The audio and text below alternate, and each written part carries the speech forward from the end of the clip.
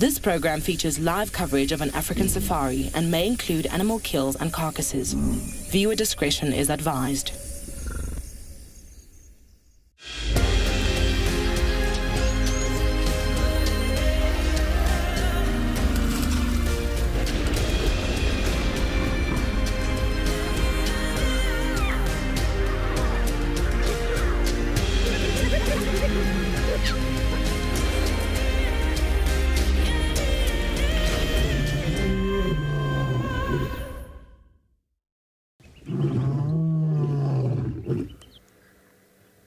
Good morning and welcome to a beautiful golden sunset here at Djuma Private Game Reserve in the Sabi Sands.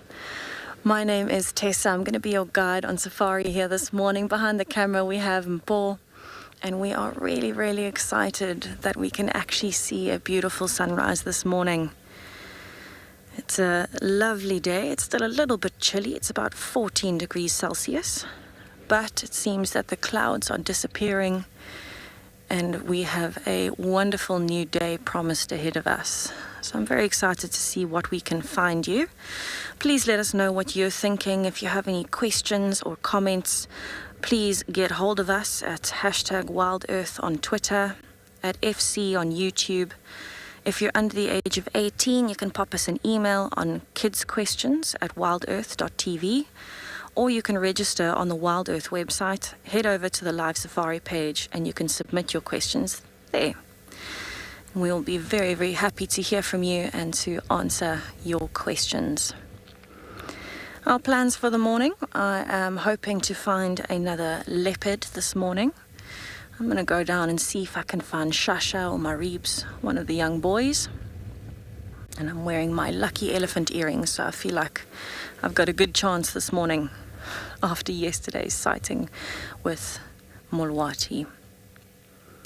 It is going to get quite hot today. We're going to get up to about 24-25 degrees Celsius, so that means that we're going to probably have some nice clear skies. And hopefully that means some really beautiful sightings of the different animals this morning. Just have a listen to all of the birds waking up, giving their dawn chorus.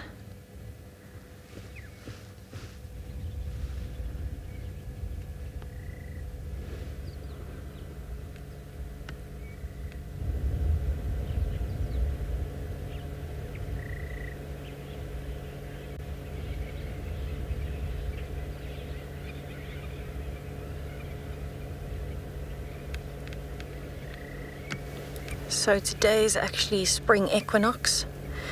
It's our longest day in spring. Darcy, I agree. An African sunrise never disappoints. There's always something beautiful and magical about it, even if there are clouds. But this light in particular is stunning. And I think today is going to be a good day. I just have that lucky feeling.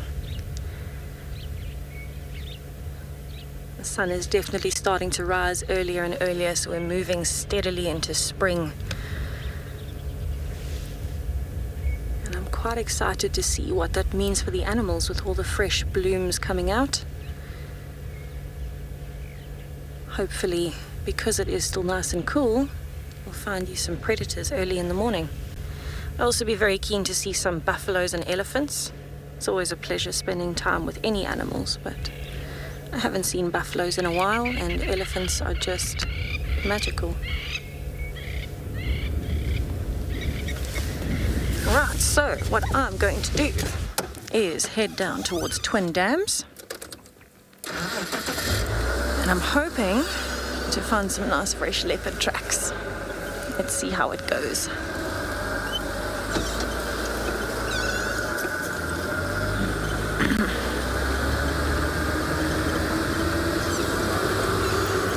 This early morning safari, especially in the first hour to 2 hours, is really something else. With the golden light as animals are waking up, with the little changes in temperature every few minutes, getting warmer and warmer. And I've started the day up on quarantine, the beautiful big open areas where animals might be sleeping still from the night before.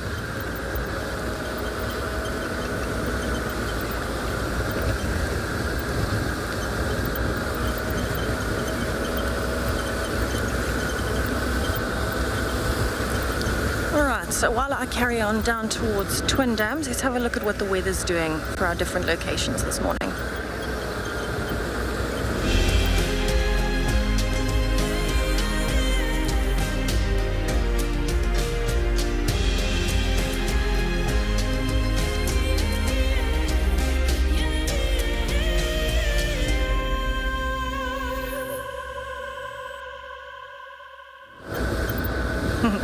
So it definitely looks like today's weather is going to be a little bit better than yesterday, for us anyway.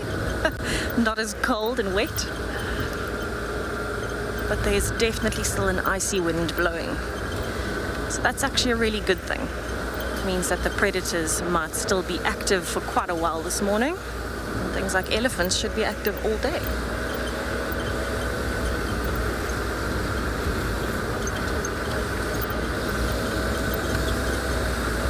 Actually some wildebeest walking down the road in front of me.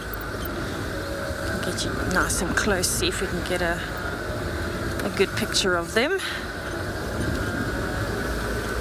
They must have slept up on quarantine last night and just coming down towards the drainage lines and the dams. It's actually beautiful with them crossing the road in that light. So it looks like the whole herd is coming over to cross from right to left.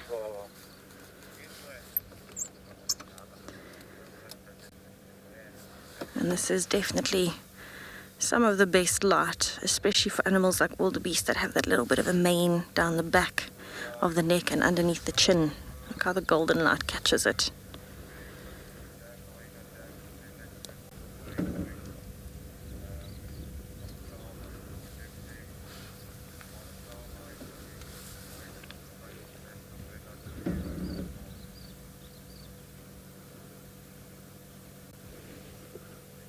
Still a few more coming. And some birds following.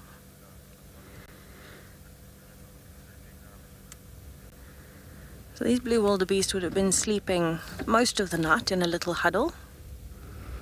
And they're actually up quite nice and early, and it's because the sun is starting to rise a little bit earlier every day.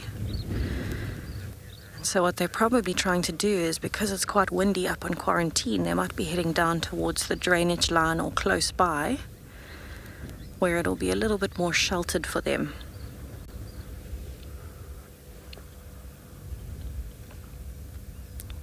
So those two are actually some of the yearlings or calves from last year. Slightly smaller with different colors. Look at how long that one's mane is in the wind. I think there's still one more coming. An adult.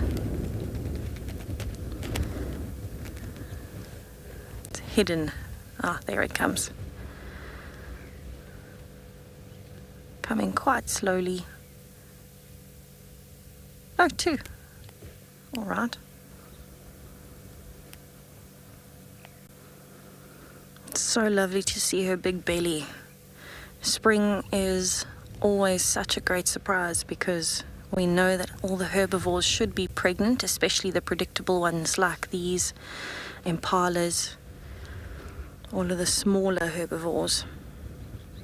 And so it really does mean that we're going to get a lot of new babies coming up. And you can see the insects are more active as well, and the arachnids, lots of spider webs blowing there in the sun.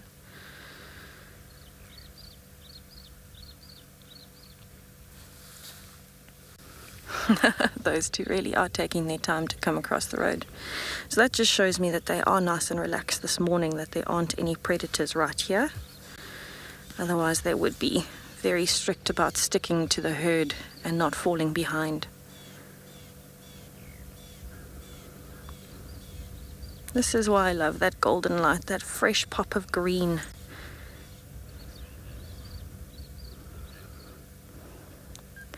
Simon, actually no, the predators won't really have babies in the spring. They might if they kind of move their cycle, which I'll talk about just now, but most of the predators actually have babies in the winter, so they would give birth anywhere between May and more or less July. And the reason for that is actually because the predators want to have enough food around to create nutritious milk and enough milk for the babies, and that can only happen if there's a lot of food. And the best time to find a lot of food is when the herbivores have babies. So you want the cubs ideally, or the babies, the pups, whatever they are, to be at least 3-4 months old by the time there is this abundance of food. And so that would more or less be why they would have their babies around the winter season instead of in spring. So that by the time the babies are old enough that they're growing fast and starting to eat meat, they need a lot of milk, they need a lot of that meat, they're going to be old enough to start when the herbivores are babies. The only reason that this might change would actually be because, for example, if a big male comes and takes over a pride of lions, he will kill any cubs under about 1 year old or so. And what that does is it kind of forces the females to go back into their estrus cycle, back to mating, and that will further his bloodline. And so then you might find it might be out of sync. But in general, animals will, or the predators will give birth in the winter months. What's also really interesting about that is most of them synchronize. So within a pride, the lionesses should all get pregnant around the same time within a month or so of each other, usually within a few weeks, because then they can co-parent. So they can actually help raise each other's cubs and suckle them as well, which is very unusual for predators. So there's quite a lot of fork-tailed drongos and Burchell starlings following these wildebeest around, and little doves in the road. There you can see looks like a ring-necked dove, although it's into the sun. Might be a laughing dove. But definitely a beautiful morning out. So I'm very excited to see what we find this morning.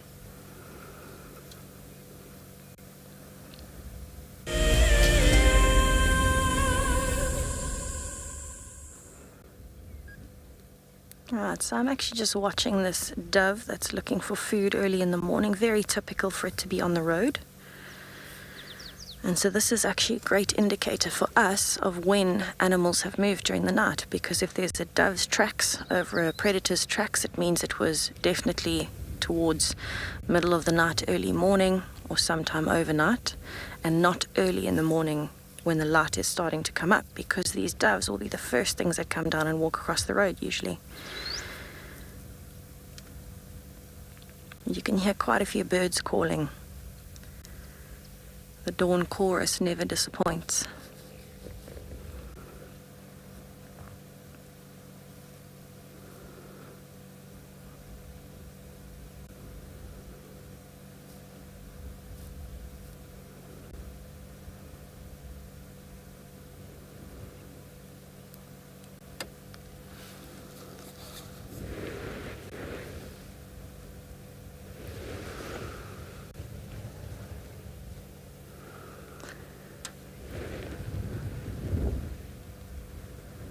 See how it's just going on its way. It's walking up and down the road, backwards and forwards, looking for little snippets of food.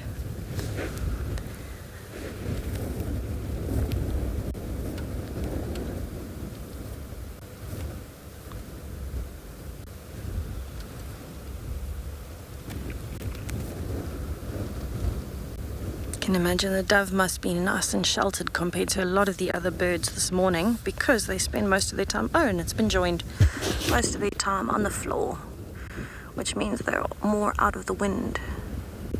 They are indeed laughing doves, 2 of them. So they're probably in one of the best positions in terms of staying out of the wind. Although it is windy blowing up this valley, it's a lot easier for them because they spend a lot of their time on the ground. Other birds will be flying around trying to fight the wind on their way.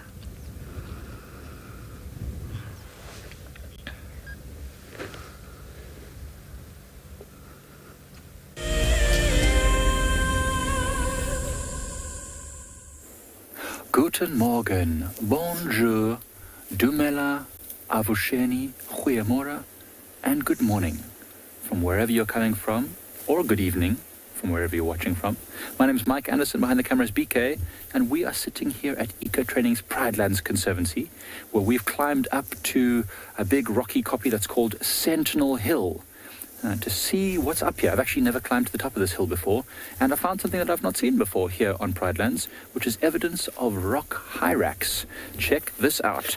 So rock hyraxes, or rock dassies, if you're a South African watching, are little round, furry, fuzzy animals that love to live on rocky areas. They look a little bit like hamsters, like giant hamsters, I suppose you call them. Interestingly, very, very closely related to elephants. You wouldn't think so when you look at them, but they certainly are. But this is a midden from a family of rock hyrax, and they're living somewhere amongst these rocks. It's very cold today, so they won't be out and about until at least the sun comes out, which in fact it is coming out right now. That's so cool. Got a tiny sliver of the sunlight just starting to emerge gloriously from behind some clouds. I know Tessa was saying that she's got a bit of sun there, which is usually an hour or so later we get whatever they're getting. So hopefully the sun's going to burn these clouds off today, and we're going to get some glorious views of the surrounding bushveld. Just on top of this rocky kopje, as you can see, it's one of the high points of Pridelands, at least in the northern part of Pridelands, and it is a wonderful view from here. Hopefully the sun will come out and we'll show you some more really super cool stuff. In the meantime, we'll send you over to Tristan, who'd like to say good morning.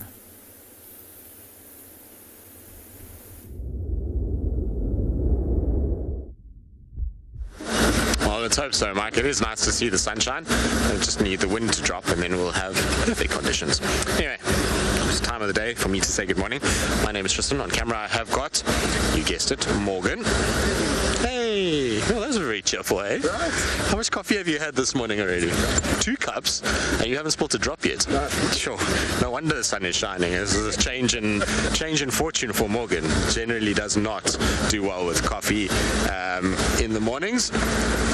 And so it's normally the back seat of the car normally resembles a very abstract painting with bits of coffee that have been flung, and Morgan just throwing his coffee around and, yeah, have some coffee, everybody, take it. I give it to thee. You're so kind, right? There's not a more kind spirit than you out there. I know, Morgan, don't worry. That's why you're on the back of the car. As, you know, kindness in the back of the vehicle.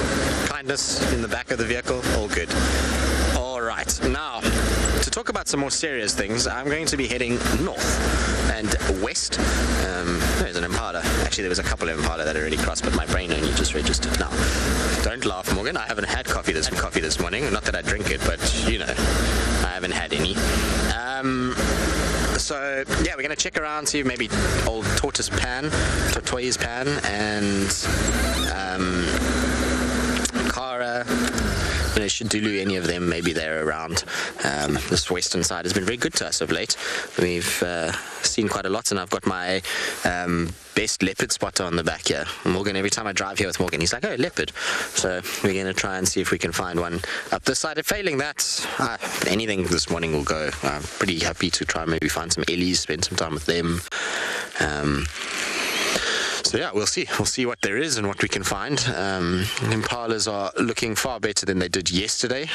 Yesterday morning, they didn't look as though they were having a good time, or yesterday the whole day. They were all fluffed up and generally looking very sorry for themselves, and I can attest to the fact that it was quite miserable out here. So I felt quite sorry for myself too. In fact, one could say I looked like a ragged impala yesterday afternoon at one point. You agree? Yeah.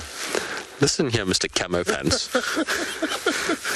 Everybody, you should have seen this, what Morgan was looking like yesterday. You're jealous, you didn't have those. I'm very jealous. You know, blue. What did Marcel say? Olive. Yes, blue and olive camouflage. Everybody. Very nice. Yeah, very nice. In the tracksuit pants style with the Adidas logo. Looked good, Morgan. That was more just it was the first time you saw me not wearing shorts. That's actually where the shock came in, is that Morgan has worn shorts every single day of his life that I've met him and, well, seen him. And last night he rolled up in some lurid blue camo pants, which caught us all off guard. Entertaining, but caught us off guard. Ready to be invisible at a watering hole. Are you going to go and do Penguin Beach? Is that what was happening? So you want to go be camouflaged on the beach there with your... Exactly, with your marine camo tracksuit pants. That's the one. That's the one. All right, Morgan. Well, who am I to judge? Yeah, I don't know if you look trendy or not, but, you looked what you looked like, so is what it is. You can't really change how you looked, so we'll just leave it there. Alrighty, I'm just looking for any signs of any tracks here. This is always a good place to check. Aubrey's Road, where to access. Every single leopard that walks this area has to stop at this little point. I don't know why, but they all do it. So we're just checking nicely. Those impalas that we just showed you have come from Sandy Patch area, so you never know. If there's lots of impalas around, could very well mean that there's, predators that want to eat those impalas moving about as well. See a couple more coming through here. Nice to see lots of impala around.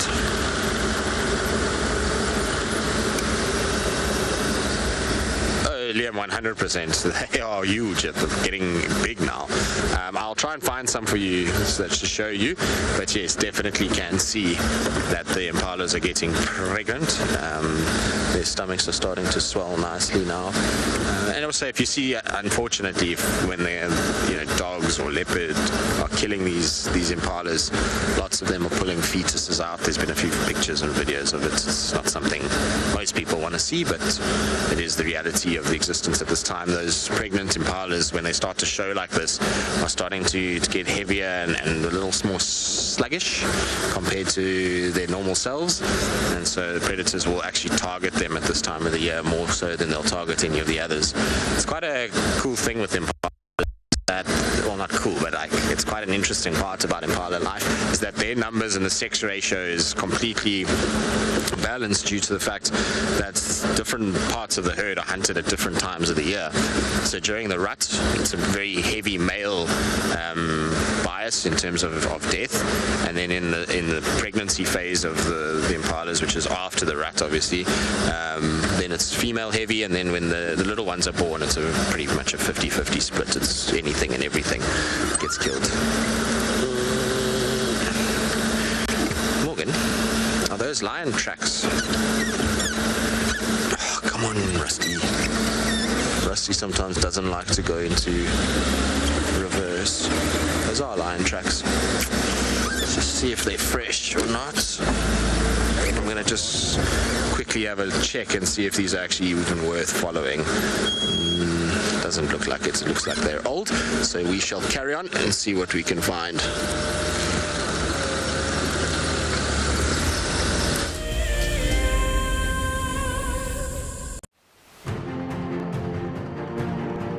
As WildEarth has shown, a guide is critical to your enjoyment when on safari. Safari Guide of the Year is an annual event which creates awareness for these men and women who dedicate their lives to tourism and wildlife. WildEarth fully supports this initiative that gives more credit to a profession that drives our economy and flies South African flags higher than most.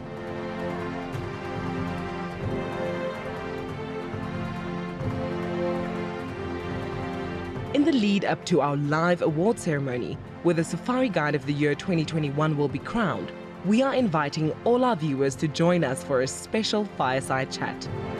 Open to everyone, this unique event invites some of the top guides in the country to Djuma on the 26th of September, straight after the Sunset Safari.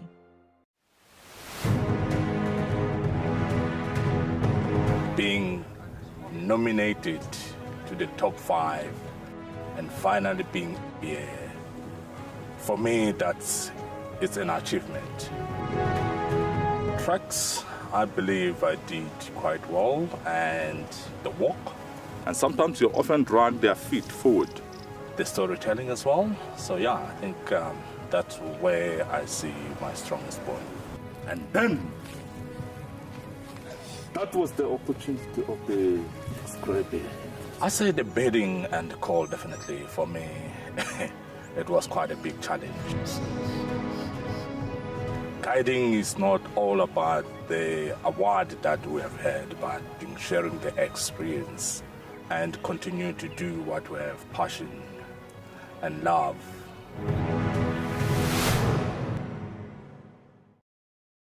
Something very, very interesting. I didn't plan this, but this is a scene, rarely seen. This is what we call a journey of giraffe. So beautiful.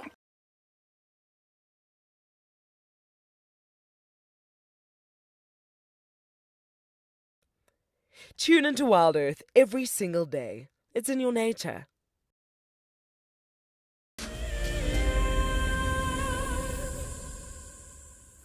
Now, I know you know what this is. I know those of you who've been watching for a while have probably seen me talk about this very plant and probably a lot of the other presenters, but it's still a really cool plant. So for those of you who haven't seen it before, I'd like to explain this. I don't see this very often here at Pridelands, to be honest. This might be the most amount of mother-in-law's tongue that I've ever seen. It's Xerophyta retinervis, it's the scientific name, and I've literally seen one stunted plant here and one stunted plant there and nothing. But here on this rocky outcrop, the first time I've climbed it before, we find groves of this stuff. So this beautiful green leaf here, you probably recognize it. They grow all over the world. They've been harvested for garden plants because of their extremely hardy nature. They hardly need any water. They survive for years and years, and they are quite pretty, actually. Now, these ones are looking very succulent. When I press the leaves here, I can feel that they're thick with moisture, which is great. Now, this plant you can actually use to help you if you are in a survival situation for so many different uses. So if I take this leaf, it's very tough and hard. I can literally strap that to my foot using a little bit of tape or maybe even the fibers that you can get from this plant. And it's very hard. You can walk for a day or two on this and your feet will be saved from the harshness of the ground. And then, as I said, you can make fiber from this. You scrape off this waxy covering, and underneath is a lot of green, almost like an aloe, except not as jelly-like. You scrape that green gunk off and you start getting fibers, which can be very strong and used for a variety of purposes, from making fire to making rope and all sorts of things.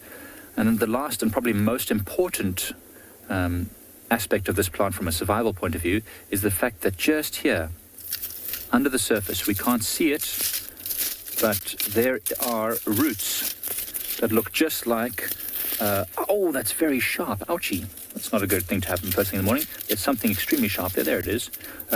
They've got roots that look like, what's that thing now that I'm thinking of? Not garlic. What's the other one? Ginger. You've got roots that look just like ginger. You scrape the outside of the root, which has all the dirt on it, and then when you crunch that root, it's kind of a whitish color. You crunch it and it kind of tastes a little bit like a potato, but it's so juicy, literally so full of water and liquid, and it's phenomenal. And you can, from each of these bulbs here, there'll be long root systems that can harvest cups and cups of water. So if you do come and visit us, it'll be fantastic, and we'll take you out to this very copy probably and try and see if we can get you to dig up one of these things and feel what it's like to have a little bit of bush water. Anyways, you should sign up to be a WildEarth Explorer because there are some awesome prizes to be won, and especially here at Pridelands, this is what you could have. If you are a WildEarth Explorer, then we are excited to announce that there is another unique prize for you to win. Sign up to be an explorer before the 16th of October 2021, and you and a friend could be heading off to an eco-training ranger experience. This 2-night opportunity offers a living and learning adventure where you will combine seeing incredible nature with gaining knowledge on how animals live in the wild. You will approach dangerous game on foot, learn how to track, do some 4x4 driving, and have an exclusive opportunity to join the WildEarth team behind the scenes on the live show. After each action-packed day, you will relax around the campfire and listen to the nighttime choir of animal sounds before you drift off to sleep. WildEarth Explorers, it's in your nature. Well, we managed to come across a marauding bunch of male buffalo. So no tracks for any of the cats, but lots of tracks for, well, lots of signs of these guys. It's not a big herd or anything like that. It's just literally a group of males. It's how I'd imagine Morgan rolls around with his camo tracksuit pants and his posse of followers that roll with him. Morgan, is this how you guys roll into town? Yeah, don't lie, Morgan. We know how you are with your camo Adidas pants. Anyway, our buffalo bulls are all looking really good in this particular grouping.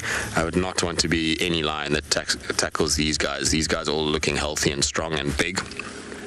So these are all animals that are going to be able to fend for themselves and keep everybody at bay.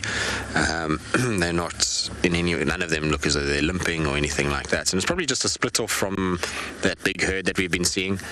You start to see this kind of thing, and then eventually these buffalo start to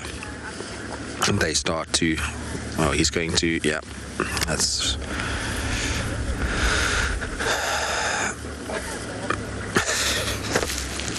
I don't think much needs to be said about what's going on there, but that is one happy buffalo, I would imagine. When the itch gets you, there's not much more you can do.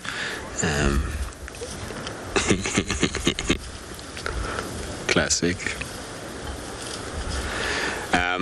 But yeah, so these guys, like I say, would be something that would be very difficult to hunt. Actually, some yellow-billed oxpeckers on this group, which is quite nice. Oh, now we're going to do the bum. So between the legs was not enough. Now we've got to do, oh goodness, that does not look comfortable.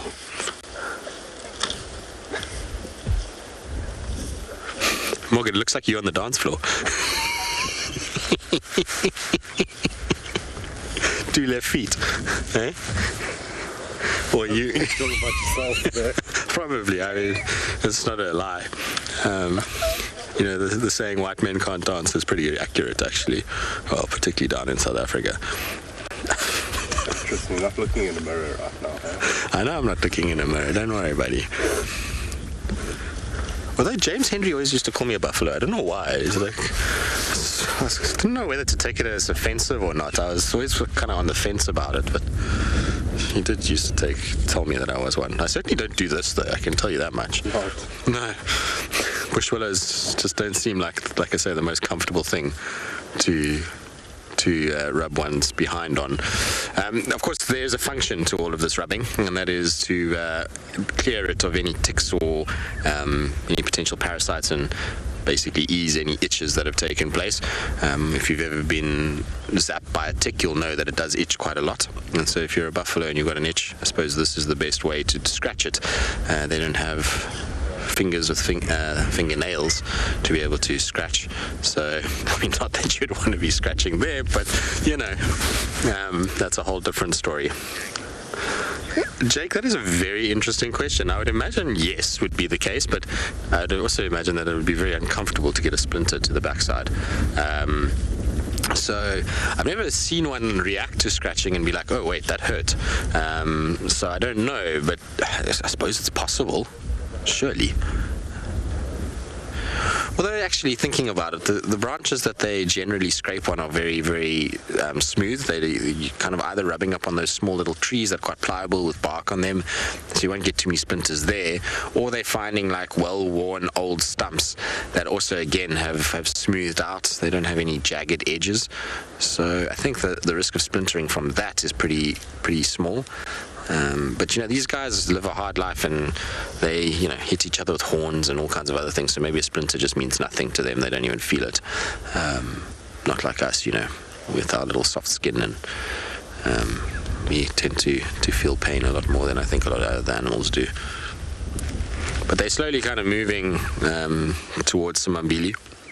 You can see quite sort of moody skies in the background. That's the cold, wet weather that we had yesterday moving off, thankfully. It's quite pretty this morning with this beautiful light and sort of deep, rich blue sky in the background. The only thing that's really not ideal is the fact that there is a massive power line running through it.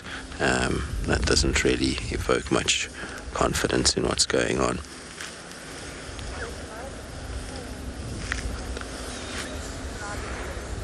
We could remove the power line. I think we'd be happy. Hey, Morgan. As a cameraman, I think you'd be happy to do that. Morgan, let's go round and let's get them coming out on the other side. Maybe get some yellow-billed oxpecker action. There might be a little breakup, guys, as we go around this corner. I do apologize if there is. It should stay, but let's see.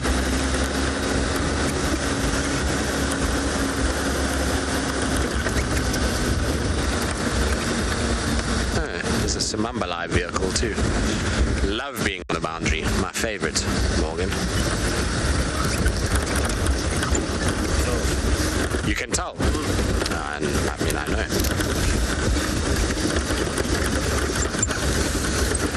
I'm going to try and park somewhere here just so that we don't have to look directly into the sun and I can get away from this telephone line. Sorry, Morgan, I know the light is not good at this stage, but if we're patient, these guys will eventually cross over onto the road and we'll see them quite clearly once again.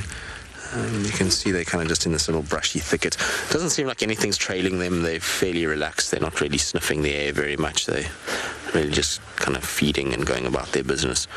I don't expect the lions to hassle these guys too much. Unlike the herds that will have members that are injured or sick or weak or babies, these guys are all strong and healthy. Weirdly, though, they've just turned around and gone the opposite direction.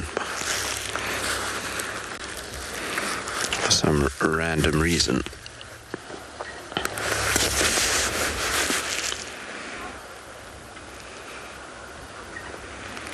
It's been so nice to see buffalo again. I mean, it's not great from a tracking point of view because walking around now knowing that a buffalo can come out at any time and be around is a little bit more kind of terrifying than it used to be, but it's nice to have them. They certainly add a nice dimension to the landscape. Right, well, we'll sit here with them and we'll see if they come over and cross. We'll see what else we can find when they do.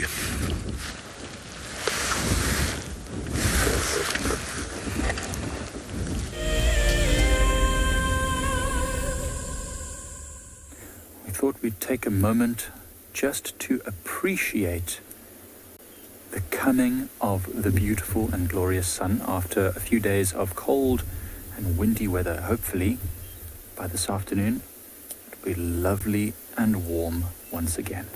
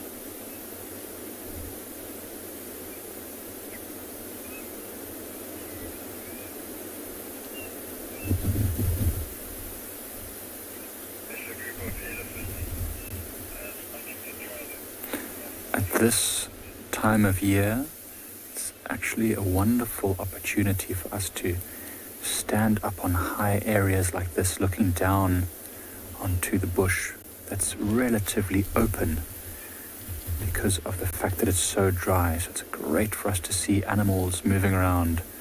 It could be giraffes, could be elephants, could be buffaloes or lions. Sometimes just watching the world move around us is an absolute pleasure.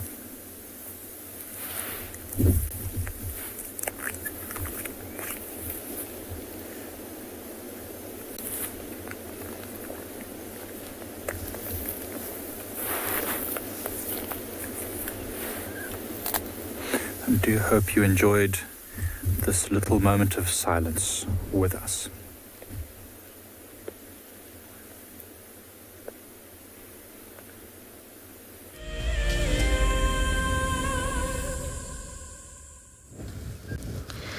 So I am sitting at Twin Dams. I'm just having a look if there is anything around, because on my way here there were some Natal spurfowl that were alarm calling. So I've checked for tracks. There is nothing around the dam, but it's always good to sit and have a look. I think I definitely spoke too soon about the weather. You can see the cloud bank up there that's rolling in. So it might not be the clearest day for us, but that is good for the predators. So there's still a lot of dawn chorus happening, and in fact I've been watching some kingfishers as they've been coming in and out, hovering above the dam and diving down for fish. In fact, there was a pied kingfisher and there are 2 brown-hooded kingfishers around. The brown-hooded kingfishers are probably looking more for insects at this point than they are for fish.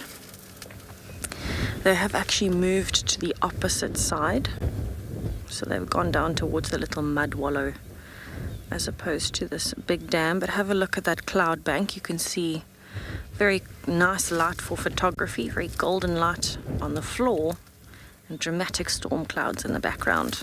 Definitely my best time for photography. So this little mud wallow on the left, this is where the kingfishers have relocated to.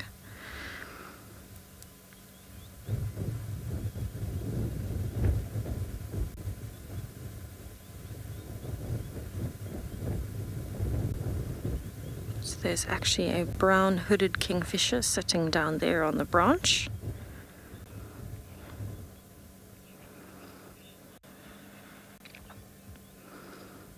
Oh, hazel. Actually, I don't know how many fish species you'd be able to find here on Djuma.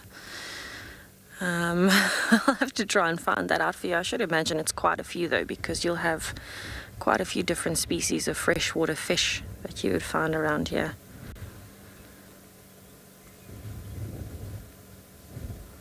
There you can see the brown-hooded kingfisher sitting in a little bit of the morning light.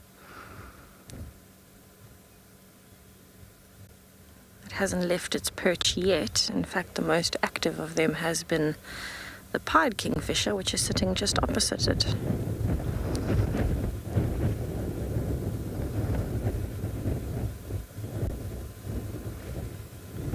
There you can see the pied kingfisher balancing precariously in the wind. Beautiful black and white, very stark markings. So I actually had a question yesterday from Becca asking me how old a Wahlberg's eagle could get. It's very difficult to give an exact amount because not much research has been done to study birds from chicks all the way through, but most of the research, the very little that there is, says around 30 years, which is fairly good for a raptor. So most of the raptors will live quite long. But it was very nice for me to learn that as well. There's really not a lot of research done on birds in particular, because you can't ring, or like you would collar an animal, you can't really ring a chick in the wild and then keep watching it until it dies. It's very, very difficult.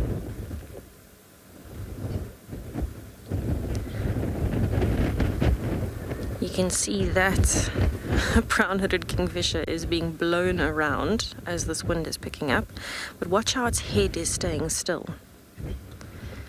So as much as it's moving to look for insects and fish, the body's moving in the wind, but the head is still staying still. Unbelievable mechanism that birds have. Alright, so while I watch these kingfishers, let me send you back over to Tristan, whose buffalo are getting closer.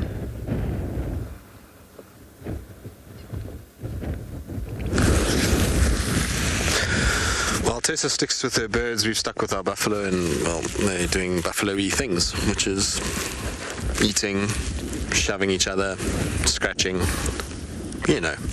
all the things a bull buffalo likes to get up to.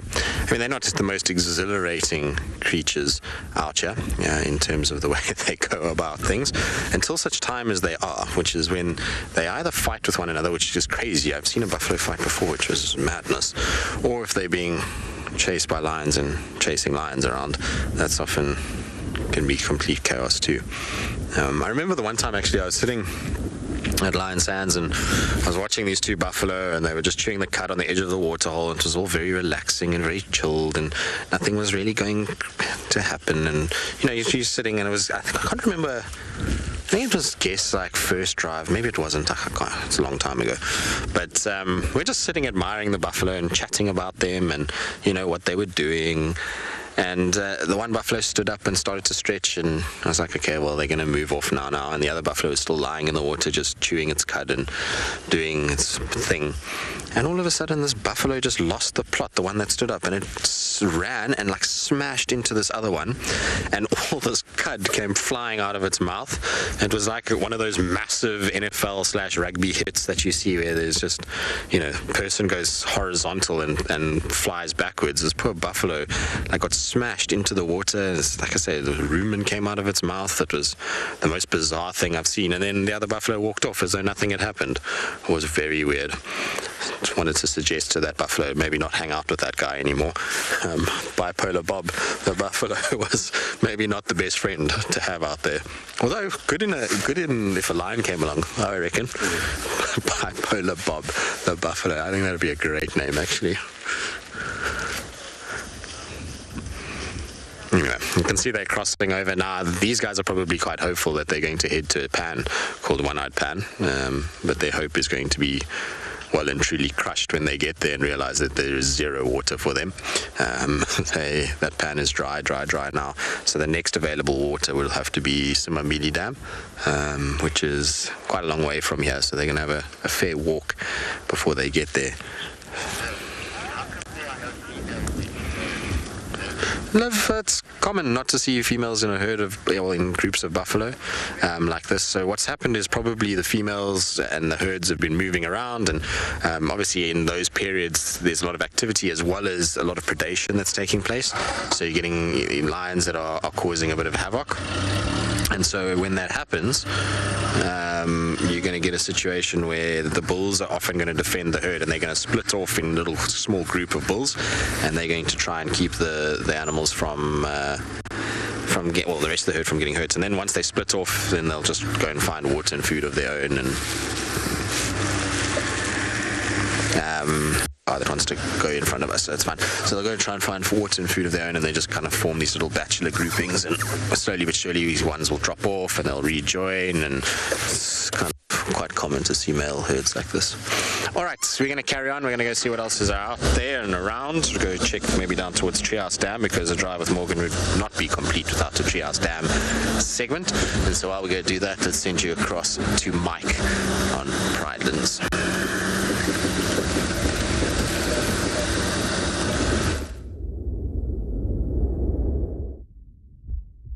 So following up on that mother-in-law's tongue that we saw just now, which was an extremely beautiful version, I had a look around for, kind of a stunted, ugly-looking one, because, this one is not thriving. So it means that there's something wrong in this area where it's growing. However, even though it's not thriving, I'm not going to harvest the whole root. I want to show you how you can get water from this thing. So as you can see, I just used a little stick.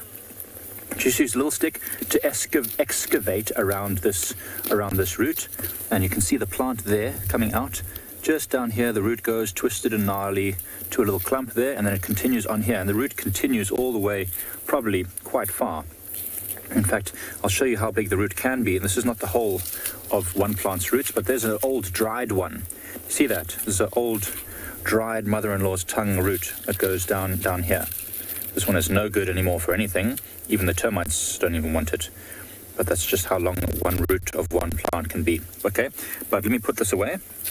Let me get my knife out and show you. So you don't want to harvest the whole plant, as I've mentioned. And these things are very hardy. If I take a small piece, it will still continue to grow. And in fact, if I took that piece that I took out and put it in the ground somewhere else, it will also grow again. Okay, so let me take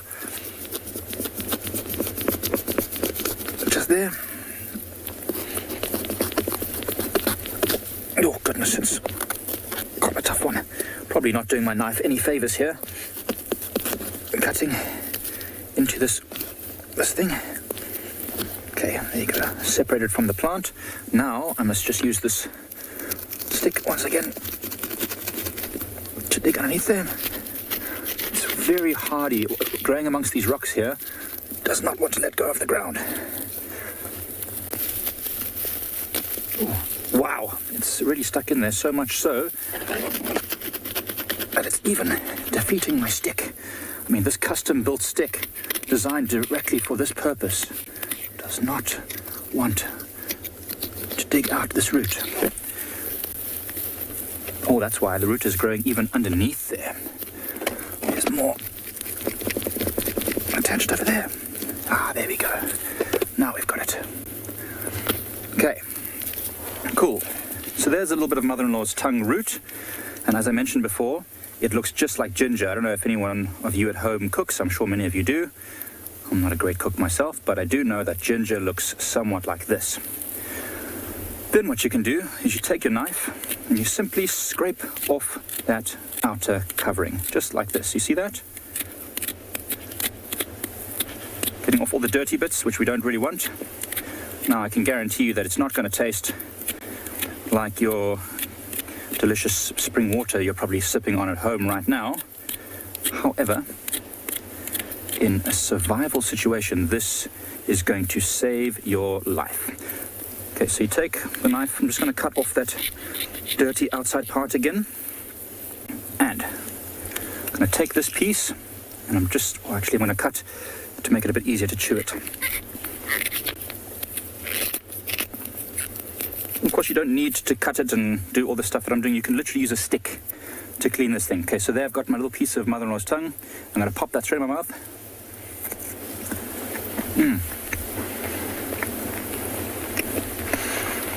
It's quite dry, this one, but it still has a bit of juice in it. Let me squeeze it into my hand and you can see.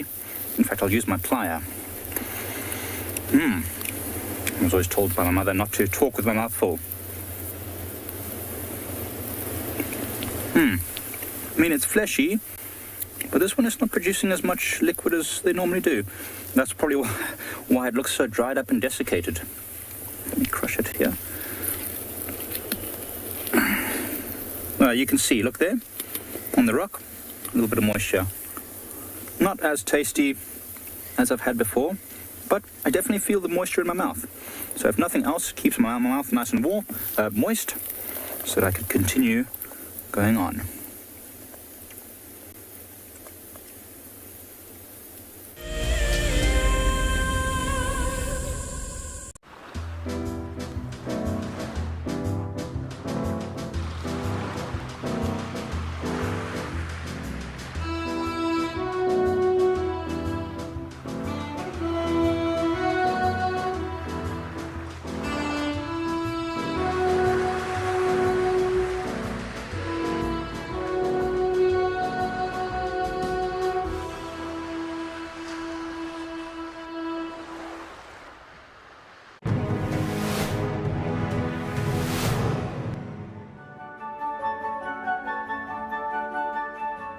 Civilized to just found some black rhino tracks. A mother with a calf. The calf tracks are so small.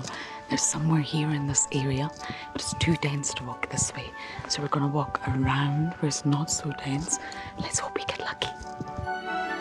And sometimes you often drag their feet forward and deposit the scent mark, which is what they use to patrol their territory. We managed to get a glimpse of the black rhino, but for safety reasons, of course, we held back and we walked a different way, but it was such a fantastic experience. We didn't just focus on the big things, because it's not all about the big things. We focused on army ants and lots of dung. Civilized did an incredible job, but it's up to the judges now.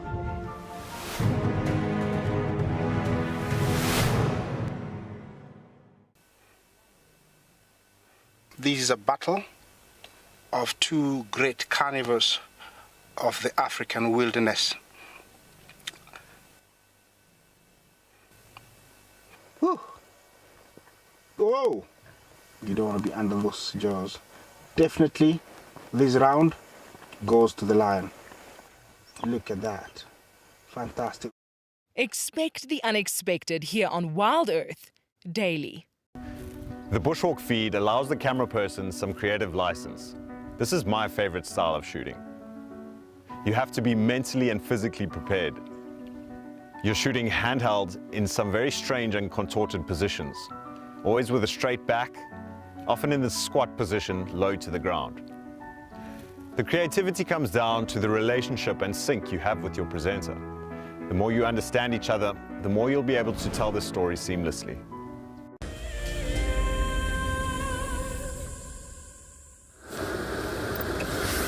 Welcome back to my bumble.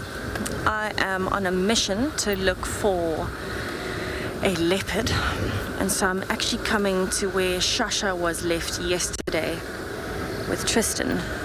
I'm hoping that I find something. So I'm taking it really nice and slow, looking for tracks crossing the road. Also just checking the scenery.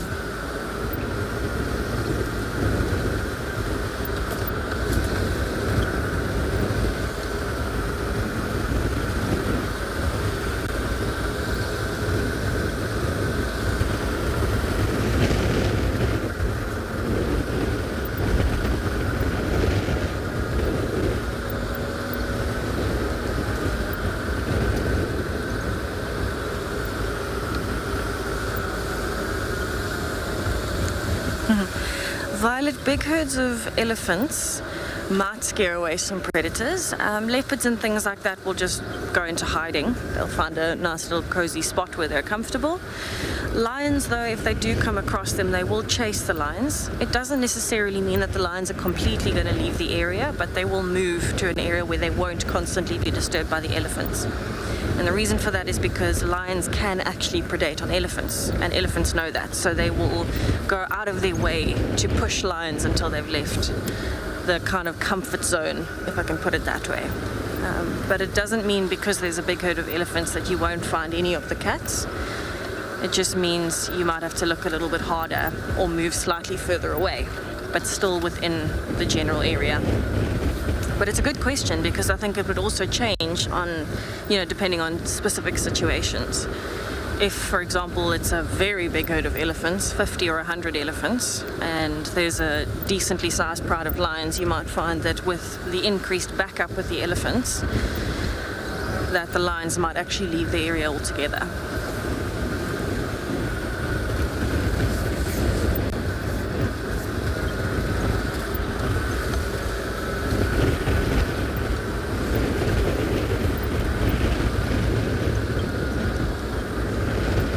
Wind is very, very icy. Much colder than I thought it was going to be today, and much colder than it was this morning when we left.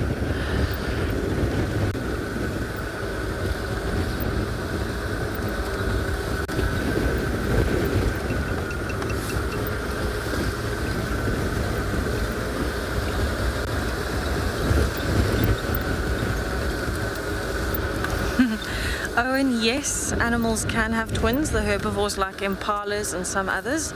It's unlikely to happen, and if it does, it isn't very well recorded. A lot of the time what would happen is if, for example, an impala had twins, one of them might be more developed than the other, and so the one that is less developed might be abandoned at birth because it's got a lower chance of survival. But it has happened that, even things like elephants have had twins and successfully raised them. So it certainly can happen. I would love to see some impala twins, personally. It's always very special because the twins, the overall size of the lamb is much, much smaller than the normal lamb that would just be one in the womb, because there's less space and less nutrients because it's then being split in two. So it's definitely very interesting to see regardless.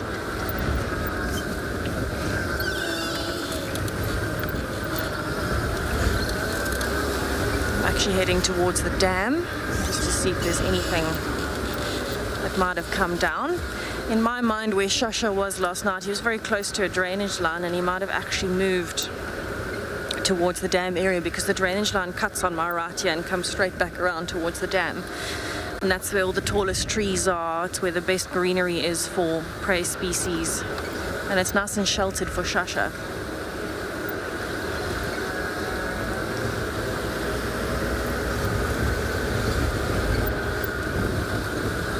A lot of impalas there.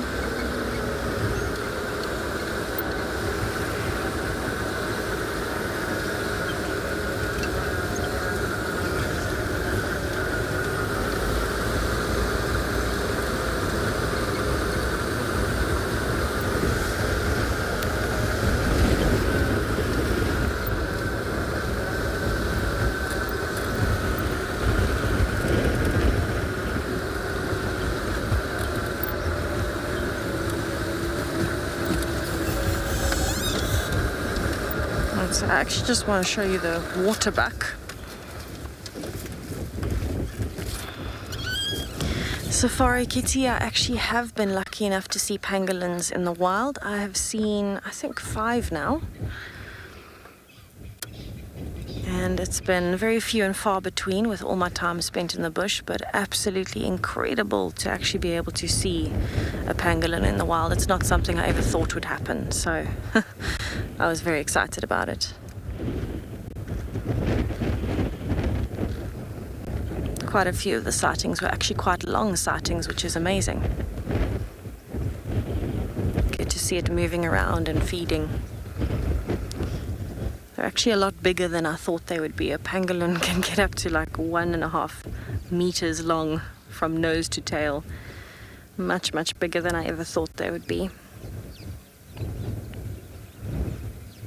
So there's actually just a few waterbuck currently drinking from the edge of the dam and feeding around the outskirts.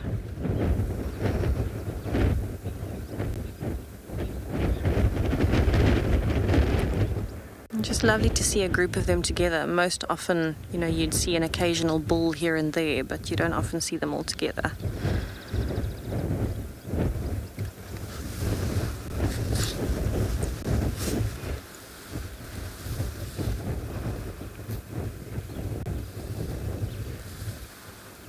How peaceful is it here with all the birds calling?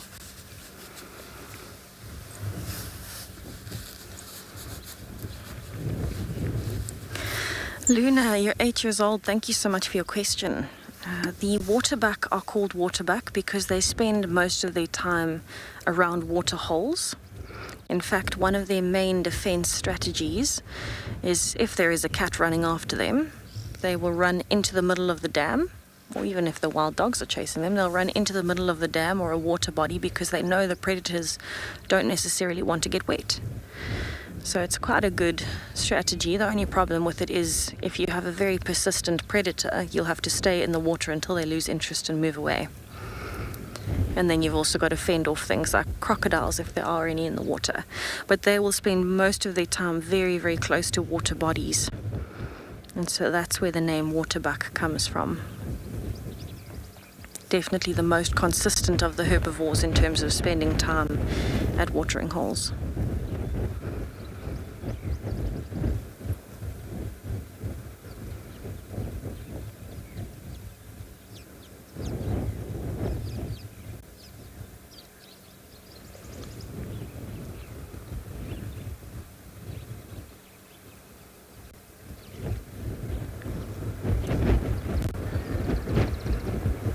Absolutely beautiful. They remind me a little bit of like a wild fluffy donkey in the way that they're built. Very stocky build, very thick neck. And I've always just found them quite unusual compared to all of the other antelopes.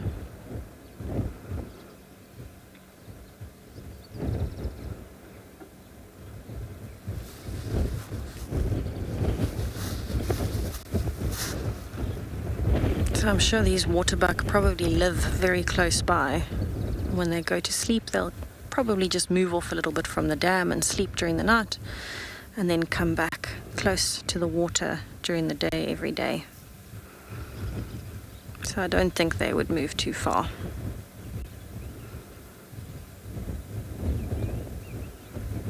Really beautiful though, aren't they? Especially in this light.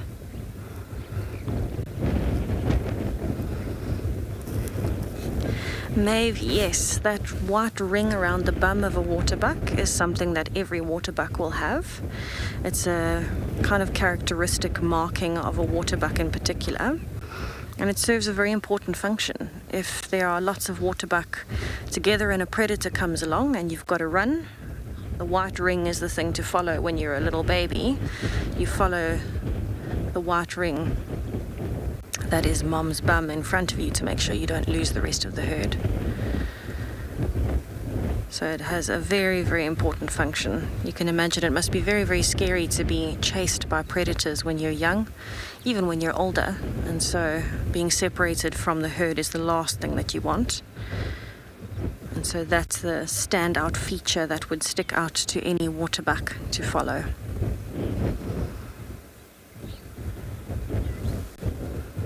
Really beautiful scene.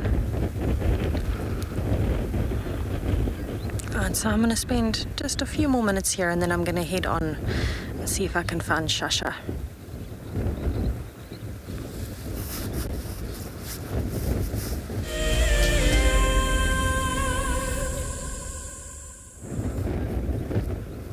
So I'm still sitting here at the little dam with the waterbuck, and I'm just taking the chance to kind of take in the scenery, have a look around and have a listen.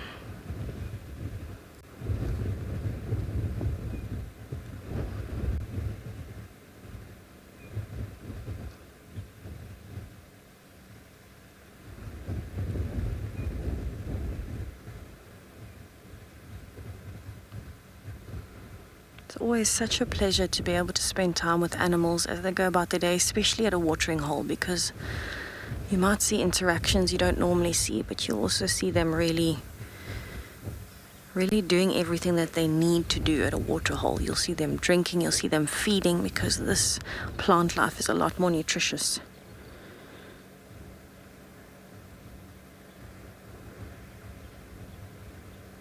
And you'll also see a lot of birds, hear a lot of birds. It's a great opportunity to just let the scenery soak in.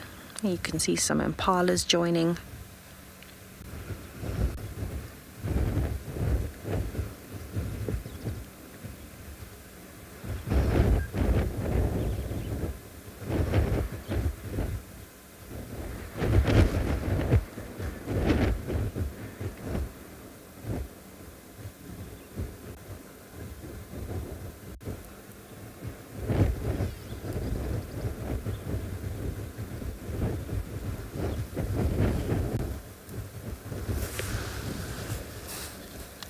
Definitely beautiful and warm for them on that dam wall with the sunlight hitting them.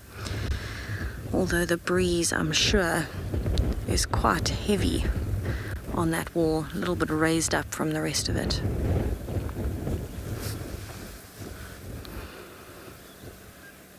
But I think what I'll do is actually head on and see if I can find Shasha anywhere now. Nothing else here at the dam.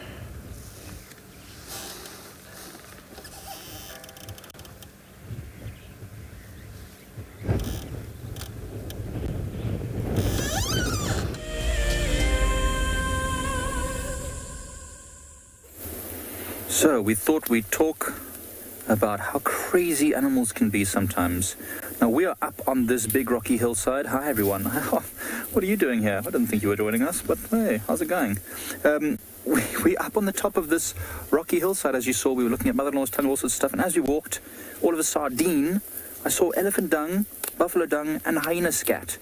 And I thought to myself, how crazy it is. I mean, you can see how tall and high up we are and how like rocky this area is, that animals would come all the way up here to get to whatever it is they need. Now, this stuff is not fresh. I can only assume this must have, or the elephant dung in any case, and probably the buffalo, must have been deposited here last summer. Like, why would an elephant come up here now? And this is extremely old stuff. It's even starting to get bleached by the sun, so it's been here many months. Why would it climb all the way up here when there's good vegetation basically anywhere else?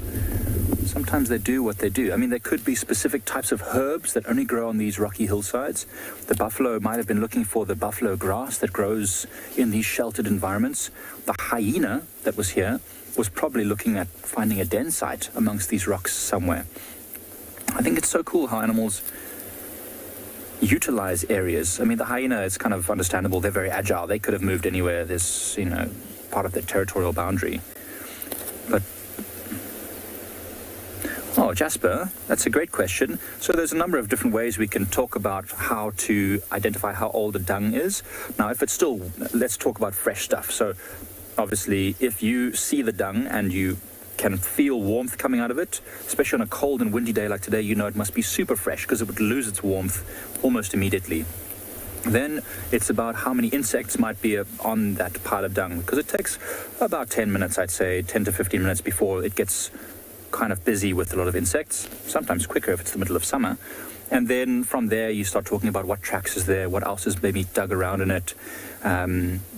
If it's starting to get bleached like this. This is actually completely, you see how open it is like this?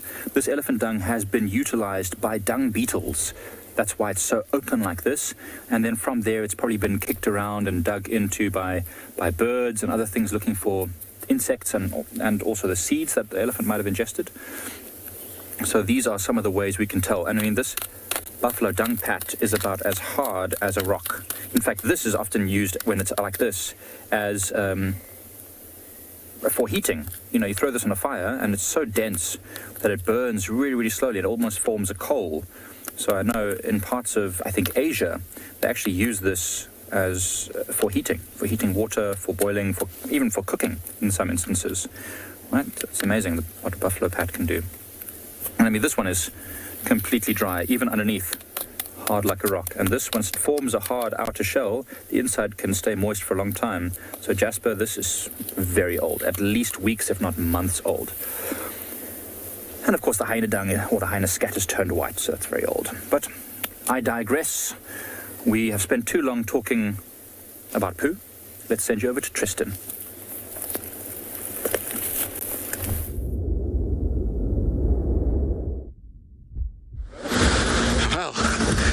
This is WildEarth. We never spend too long talking about poo. It's a most common and regular topic and an in-depth one. I actually wonder if we had to combine the number of minutes that each presenter has talked about poo, how many minutes of poo talk there would be. I suspect it would be far more than we even realize. But it's interesting. Poo tells us a lot about what's going on out here. Hello, Impalas. Impalas, much like everybody else, is not enjoying this wind that is blowing. This most horrible wind that is coming through today. It's freezing cold and just like, when you just don't want to be in the wind anymore. I could handle the weather, but the wind needs to stop now. It's been enough. Anyway, let's not complain about the wind, Morgan. Otherwise, you're going to probably throw me off this vehicle at some point. It feels like home. Yeah. Do you get complained at a lot? Or get complaining a lot at home? No, I see. Oh, the wind. Yeah. Well, that's. You live in Cape Town. It's a windy city. It doesn't stop there. I actually heard Tessa was telling me that yesterday, where her parents stay, they had 100 yesterday, which is not very nice at all. I wonder if your flat's still there in Cape Town. Because last time it got flooded, didn't it? No. The time before. It almost got burnt down. Third time lucky. Something's going to happen, Morgan. Everything comes in threes. The best part about the last time Morgan was here is that he was like, I think my flat's flooded, and forgot to tell anybody. Well, didn't get anybody to go and look, so it would have been flooded for weeks until he got back. But it was all, crisis was averted though, so it was all okay. All right, so we're going to head towards Treehouse Dam. No tracks, anything on the western side or the southern part so far. So we're going to just check there. In the meantime, let's send you across to Tessa.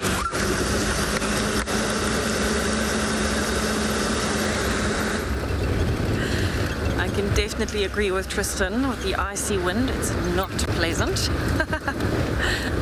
But I'm similarly to Tristan still looking for some tracks. I'm on a little bumble, checked around 2 of the dams, and now I actually want to check up Cheetah Cutline, which is the eastern boundary of Djuma, just to see if there has been any movement in or out on this side.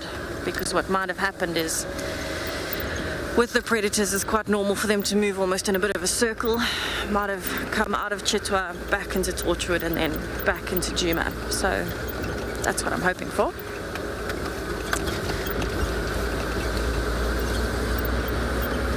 So again, I'm just scanning for tracks. I'm scanning for anything unusual. Some of the herbivores like impalas may be standing and staring. Any alarm calls, flicking tails. And I love kind of this part of safari when you're driving around looking for something, you never know what you're going to find.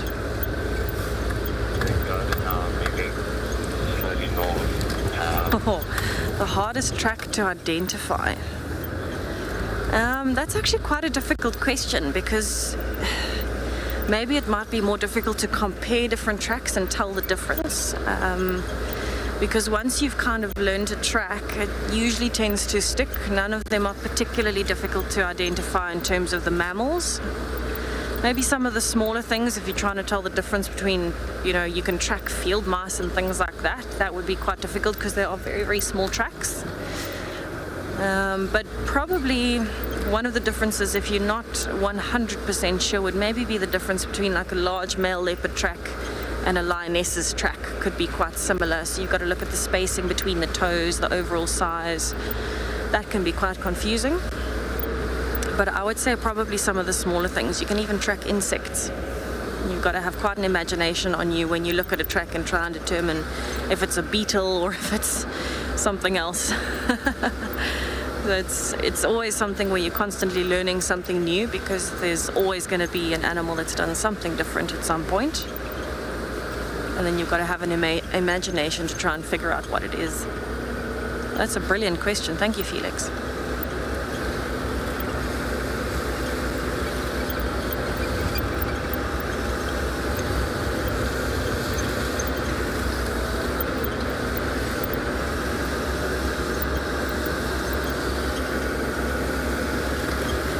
So it seems like in the last 3 days alone, there has been a lot more greenery.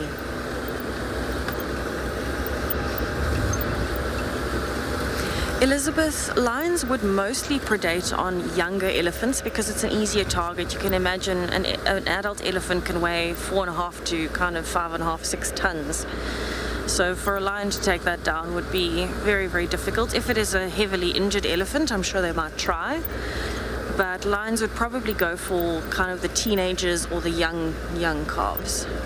I can't imagine them taking down an adult elephant. I'm sure it's not unheard of. I have definitely seen footage of lions trying to take down elephants. But it would be a massive risk for the lions and a massive energy expenditure as well to try and take down an elephant.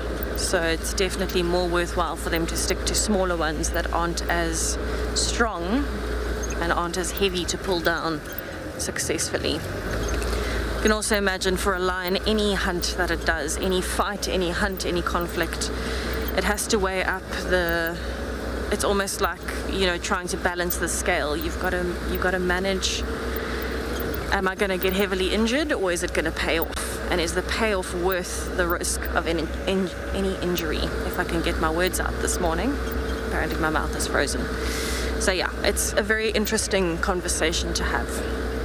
But I think what I'm going to do, I'm going to keep checking for tracks, and I'm going to send you over to Tristan.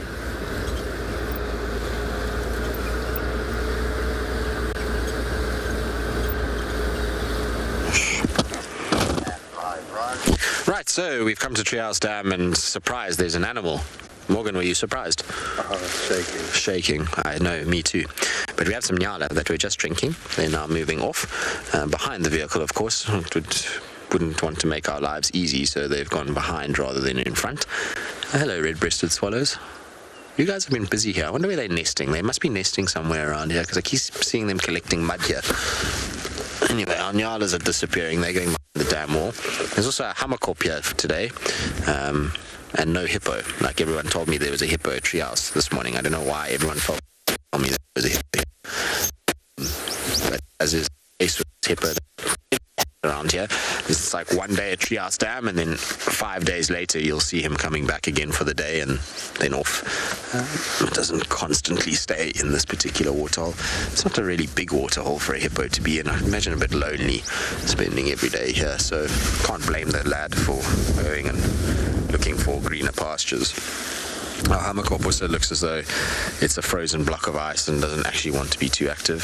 Seems like everybody's just kind of hunkering down this morning. I can't believe we're in the middle of September. Well, actually, it's not even middle of September. We are now sort of mid to late September, and it's cold and windy. I'm just not happy about this stuff. Isn't it supposed to be spring solstice today, or equinox? It is. It's the spring equinox today. Weather, get yourself in order. It's not acceptable. Why are you laughing at me, Morgan? Are you laughing because I'm having a little rant here about the weather? Eh? Yeah. Okay, well, at least I entertain you. You're about the only one that finds me funny these days. There's also, did you see the other birdland? Is that, well done, Morgan, look at you. Treehouse is pumping. Treehouse is pumping this morning, you're right. Well, compared to everywhere else, it certainly is. There's a blacksmith lapwing, everybody. A very exhilarating bird to see at water. They are absolutely everywhere, these guys. We see them at pretty much every water point. They're pretty bird, but, just common. So after the first 600 of them that guests see, they generally overlook them from there. Interesting, though, it's Skukuza, which is not far from here. It's probably the closest rest camp within the Kruger National Park where people can stay. And close to there is a golf course. And on that golf course, there at one point was, I think it's still around actually, is a hybrid between a blacksmith lapwing and a wattled lapwing. They have hybridized and they've created this kind of weird merger of the two. I haven't seen it anywhere else, just there. There's been a couple of them, well, maybe it's the same bird, but it's been quite a number of years now since that was first seen. I think it was the first time that it was seen was in 2012 or 13, somewhere there. And still gets seen every now and then. Actually, I haven't heard of it being reported in the last year or so. Maybe that bird is no longer, I'm not sure. I always see them kind of on the fringes of water like this, just moving about and pecking for any little insects that they can find. There we go, just like that. So they kind of patrol the shoreline, much like most lapwings / plovers. Their modus operandi is just to bumble along the shore and basically pick up anything that they can find.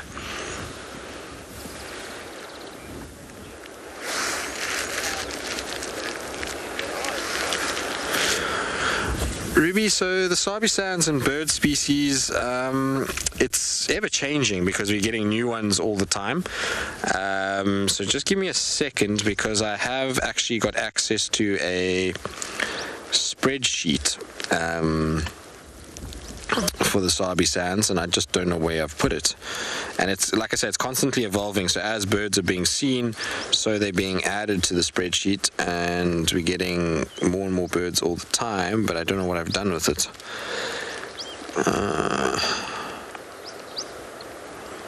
But I think it's about 300, somewhere close to there. I'll try and find it for you. It might take me a little bit of time just to get it.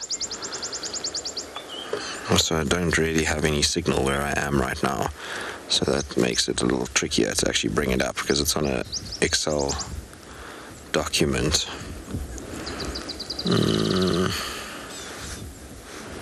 Let me try and find it quickly.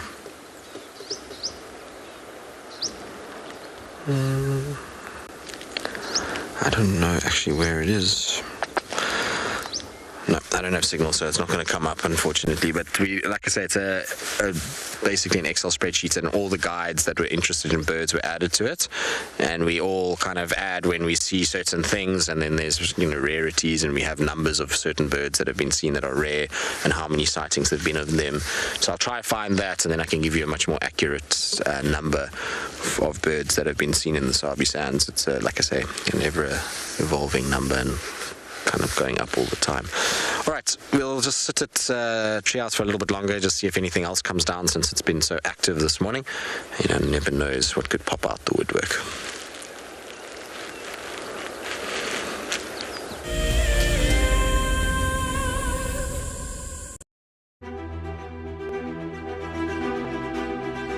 My name is Nomfundo Ndlovu, and I'm the Senior Project Manager for the Wesa Schools and Youth Unit. I'm a qualified horticulturalist. I'm particularly passionate about supporting schools towards working through their sustainability journey and towards food sovereignty throughout food gardening projects.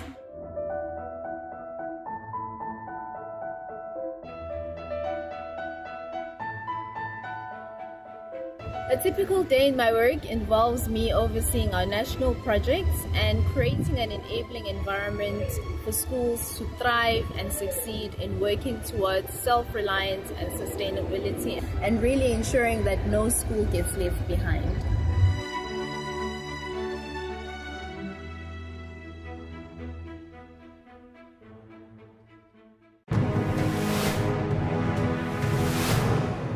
We're in the centre of the reserve. It's a much more open area, so a completely different experience. It's also in the afternoon, so just a little bit hot, shall we say.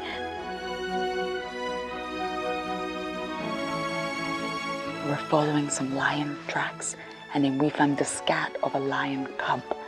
So we didn't see the lions, but we decided to leave the area. It was getting a bit too dense and a bit too thick. So we've come all the way down to the water hole to have a little break, and then we're going to keep walking and see what else we can find. And TJ himself actually reminded us at the start of the walk that when you're on the vehicle, it's all about observing. But when you're on a walk, it's all about immersing yourself in nature, being part of the ecosystem. And that's exactly what happened today.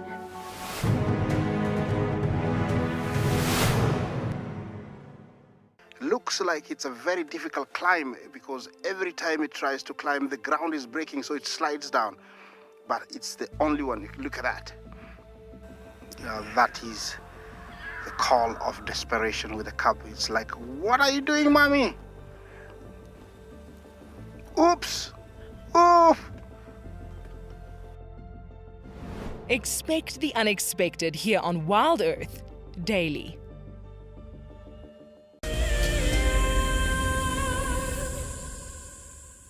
What an absolute beauty. Just walking along, minding our own business, trying to find all sorts of little things, and we find this incredible snakeskin. This is a rather large snakeskin. I would say it's probably just over 1 meter in length, and what's quite cool about this is that it's almost perfectly intact, apart from a little bit of damage on the head here, which is, I'll show you here. Look at the head. You can actually even see the eye right over there. Do you see that?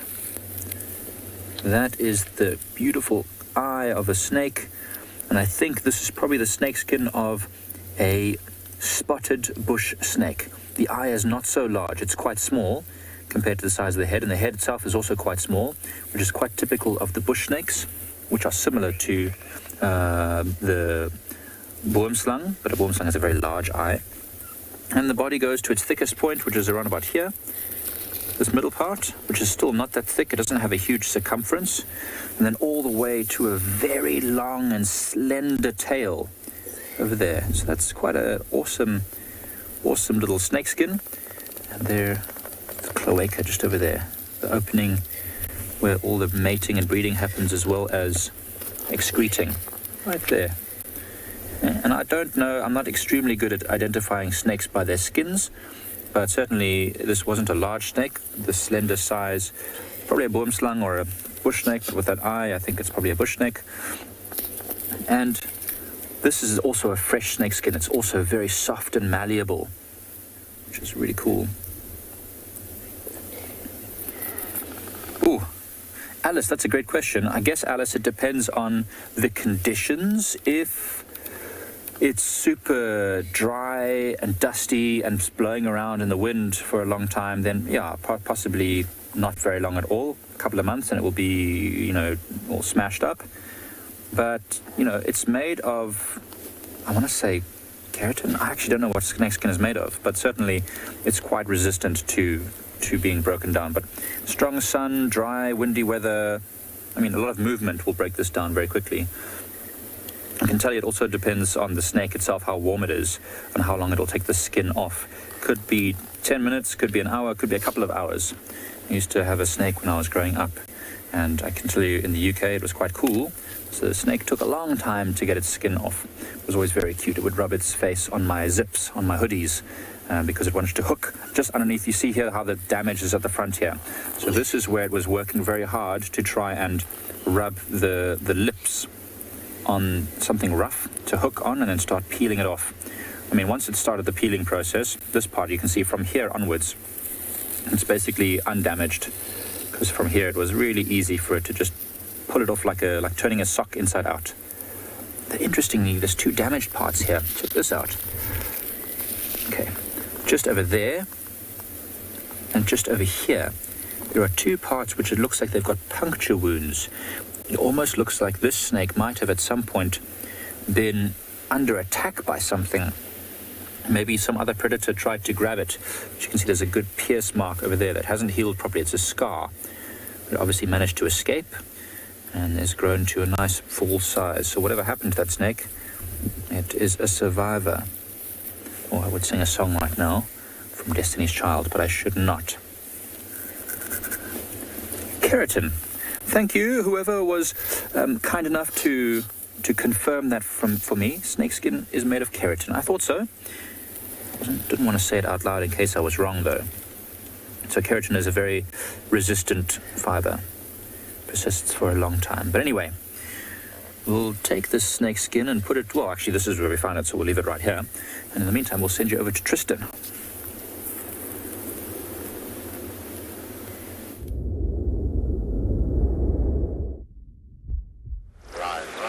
Well, while Mike leaves the snakeskin where he found it, we are still with our Hammerkop, which is, well, just bumbling along the edge. Something touched its toe again. Something did touch its toe again, although that's the point of the exercise, Morgan, is that the Hammerkop is a bird that hunts by using its feet. So it disturbs the mud and everything else, and then when something touches it, it then fires that head and sharp beak and grabs what it's looking for. The problem is this Hammerkop is now getting too close to the vehicle that we won't be able to film it much more because of the bonnet. Is that the bonnet now? That is the bonnet. Why, Hammerkop? Why? Hold on, Morgan. Let me reposition slightly. This Hammerkop might fly away. Panic.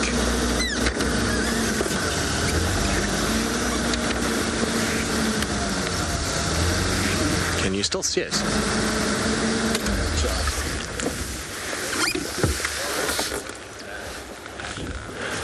Asher is 10 years old. Yes, some birds do struggle to fly when the wind is bad.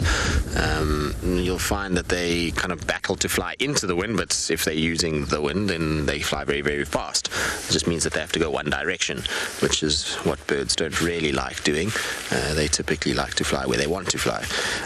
So yeah, small birds particularly, they have a tough time.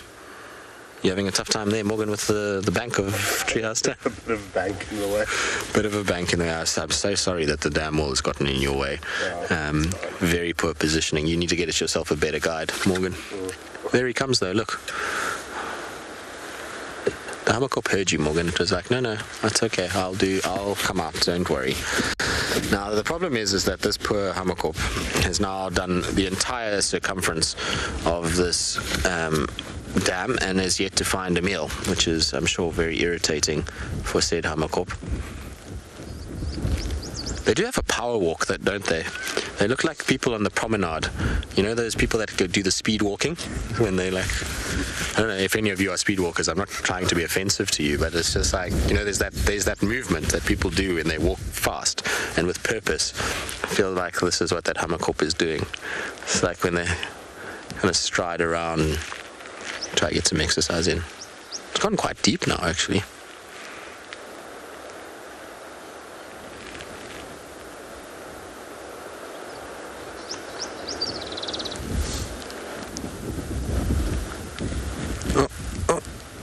I thought it was onto something. I was like, come on, grab something. It'd be cool if it does.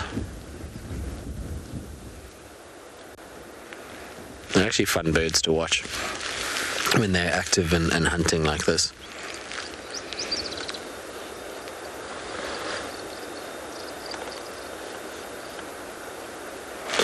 Interesting, talking about birds, a number of birds in Sabi Sands and things like that. There was actually quite a nice rare bird that was seen not yesterday, the day before, in the western part of the Sabi Sands, called a black heron.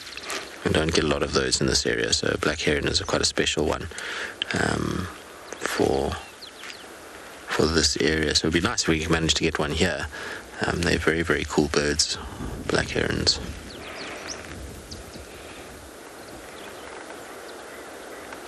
This Hammerkop is not winning. pickings are slim. Yeah, like most birds, they don't really want to swim ever. Swimming is not great for one's feathers, but most birds can actually swim to a degree. What they do is, because of the air that's trapped in the feathers, there's a certain amount of buoyancy in that, and they're very light by design. And so when they are moving, they essentially, or in the water, they would basically be floating enough, and those wings can act as almost like paddles and can push them. And you see it with fish eagles and ospreys sometimes. If they catch things that are a little bit heavy and they can't take off with it, they'll actually swim themselves to the edge of water, and then they kind of drag it out like that and then feed on the bank. But in Africa, it's very dangerous for birds to do that because of the crocs that live here. If they see a flailing bird on the surface, they're not going to think twice to come and grab one. And then if you go into the ocean, you obviously got a lot of birds that sit on the surface of the ocean, and while they don't generally swim using their wings, they have feet that have webbed and they can then paddle around, and I suppose that is a form of swimming in some way. And then you've got ducks in freshwater that are the same. So yeah. But like little birds, tiny little ones, I think would struggle a lot more than, the bigger birds with bigger wingspans that have the power to actually push them through the water. Talking about birds that swim, there's obvious ones that we haven't even spoken about, but soon we shall be speaking about them a lot because we are going to be doing Penguin Beach. So take a look at exactly what's to come.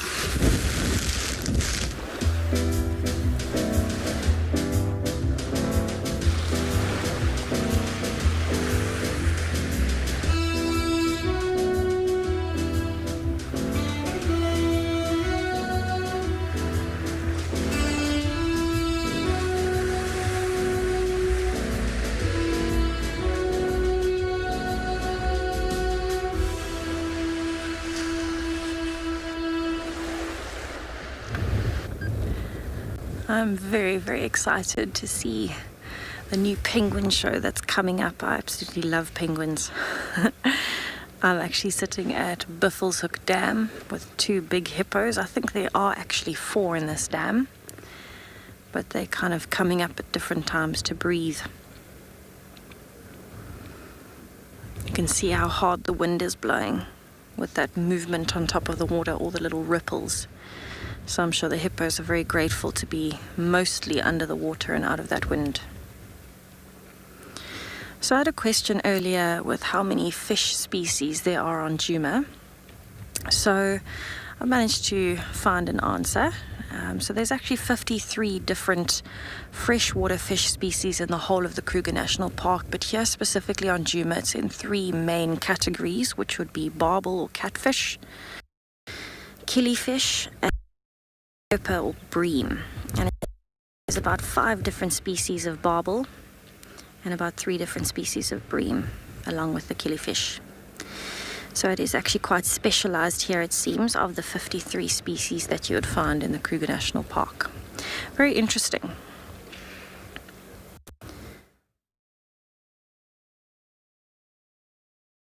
A lot of fish that you find in a dam like this, it's quite deep.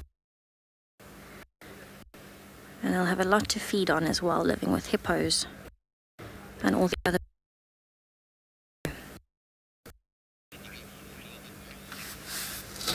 Right, I just want to move a little bit further forward quickly.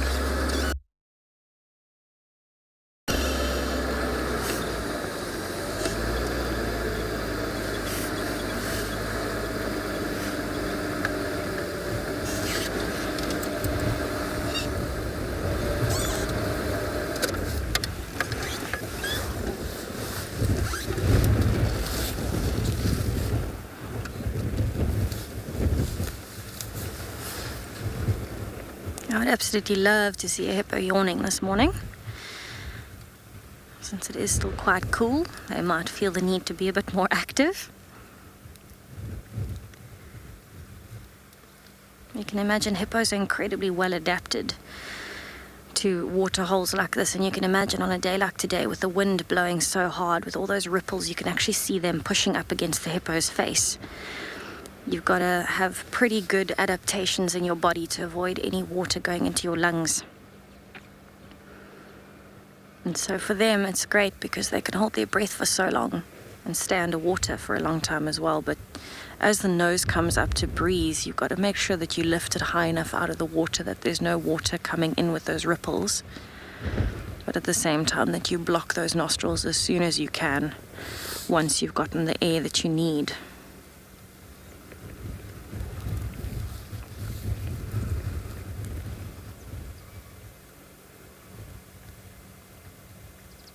It's also why you'll see that they look quite different to other skulls. Yes, hippos will stay in the water majority of the day, and that's because of their very hypersensitive skin. So they are very prone to dehydration. So hippos will stay in the water during the day when the sun is out and when there is heavy wind like this, because the wind will also dehydrate them. It dries out the skin. Got a little bit of water in that nostril. And then they'll come out at night when there's no chance of dehydration, and that's when they'll move around and feed. But they are very well adapted to stay in the water. You can see, compared to any other skull, a hippo has very high eyes, ears and nostrils, so they're much more raised than on any other skull of a mammal. And that's because if there's only the top of the head sticking out, you can see those clear ridges where the eyes, ears and nostrils stick out. That's the part that's going to be raised above the water to make sure that most of the body can still stay safely under the water and out of the sun. It also means that you've got a much better chance of detecting if there is any trouble coming, because things like hyenas and lions will prey on hippos. And so that chance to have just the essential sensory organs out of the water is really, really important. So that's why sometimes, even if a hippo is in the water and not necessarily needing to breathe, you'll see sometimes the only part of a hippo that is sticking out would be the top of the head with the ears, or the ears and the eyes, so that they can hear and they can see. But they don't necessarily need to smell or breathe at that point.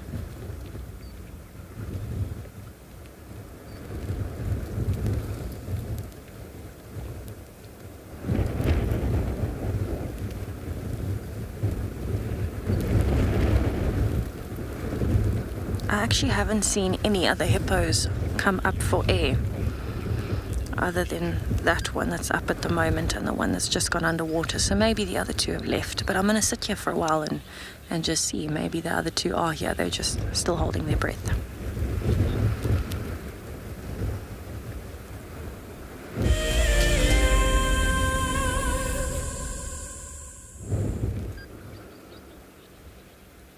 So unfortunately, with a very strong wind, it is blowing a lot of the beautiful bird sounds away. But there are some birds that are around. Mostly though, it seems to be just these hippos that are active. And when I say active, I mean very much inactive, but their faces are out.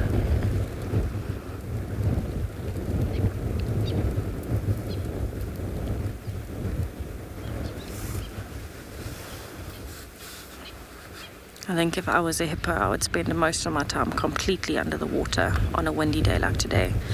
I don't think I've felt such a cold wind in quite a long time. I think there's snow somewhere. It's blowing a cold wind this way.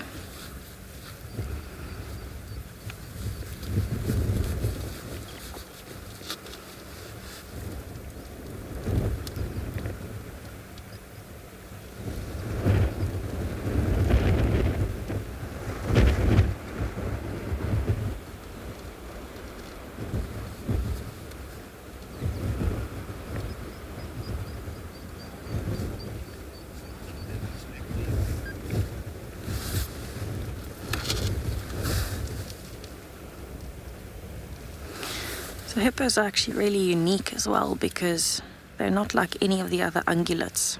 It's quite strange that they would be called ungulates. It's actually partially because of their digestion, but it's the only ungulate in the world that has 4 toes. But because it's an even amount of toes, 4, as opposed to, you know, something like antelope, which have 2, also an even amount. That would be a true ungulate. A hoof is divided in half. A hippo has 4 toes, and so that even number means that it's still classified as an ungulate. So definitely one of the more interesting tracks to see. If I find one, I'll have to show you.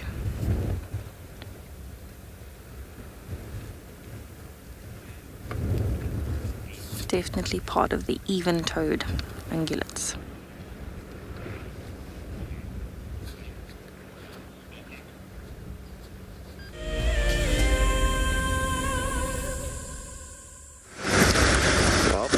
Left Trias Dam now, nothing really to show around that area tracks wise, so nothing for elephant, nothing for lion, leopard, any of those kinds of things. So I just did a loop on kind of south from Trias, so I've basically covered the whole southern area towards Twin Dams. We've come up Twin Dams now and nothing. The reason why I wanted to do that is because even though I know Mulawati is super skittish, I don't know, something's just gnawing at me that his behavior yesterday and where he was, given the pressure of elephants and a vehicle being there and the fact that he was just behind a log, I don't know why I have this feeling like there's a kill there somewhere. And because I can't find his tracks anywhere, I mean, I've done the whole northern sector of the west, no tracks there on his normal routes, nothing on the western side of the property, and then nothing on the southern side. So, you know, big male leopards generally when they move quite far and they leave a big track. I mean, he's got a massive foot, so he's pretty easy to find his footprints, and I don't see anything leaving the area where he was seen. Michael Fleetwood, I said I'd get back to you about where he was. So he was at Philemon's Dip, not at Spaghetti Junction. So Spaghetti Junction is behind us, Philemon's Dip in front of us. So we're just going to go back there. Morgan was with Tessa yesterday, so he knows exactly where he saw Mulawati, and I just want to check the drainage line to see, because with him, he's very sneaky with kills. He hides them and he brings them down out of the tree during the day and does all kinds of weird and wonderful things. And the fact that he was sitting, and just like the elephants and everything, normally a leopard would have just sneaked off, because yesterday I was with Shasha, and when he heard the elephant, immediately he was up and just slinking and going away from where they were coming from. So the fact that he was just stationary there with elephants around him and a vehicle tends to tell me that there's something that it was kind of, I mean, maybe he was just trying to hide, and it's a very long shot thinking that he has a kill, but no tracks, and his behavior yesterday, maybe, you never know. Worth having a little look quickly and just checking to make 100% sure that he doesn't have something there.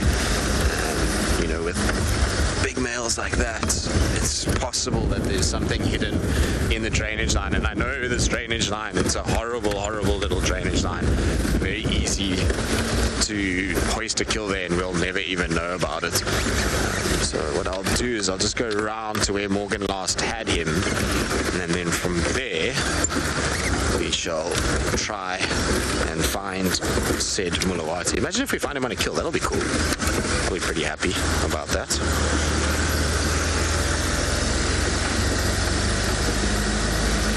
Morgan was saying it looked like the last time they saw him that he was walking this way, but the thing about Mulawati is he's so sneaky when you follow him. Followed him the other day. Was it the other day? I can't even remember when it was the last time. I think it was the last time I saw him. Because Morgan actually asked me this, and I said Easter with the water kill, but I think I saw him after that. I did see him after that on Mvubu Road, and we followed him through the block. It was at night, and he was actually not too bad, and it was incredible to see how many times that cat turned back on himself. So he would be walking, and then all of a sudden you'd just cut, and you'd just come behind where you were. So you would be like going, and then you'd spot him behind you, and you'd be like, oh, did he end up there, you know? So he does these kind of cyclic movements sometimes. It'll be worth just checking in case, even though it might have looked like he was going to cross over this road, Weaver's Nest, he might have just turned back and gone into the drainage line.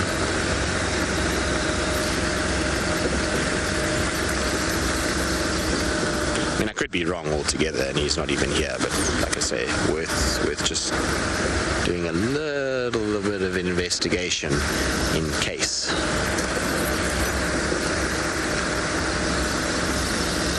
Was it here, Morgan?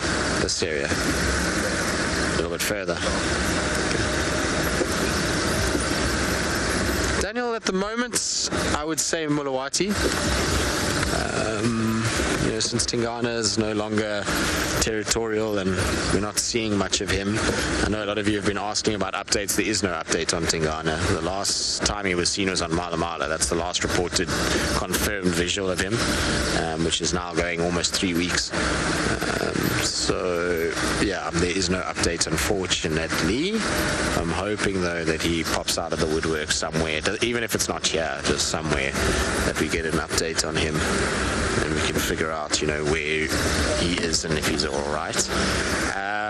But yeah, probably Mulawati, for my money, is probably the biggest of the boys that we see at the moment.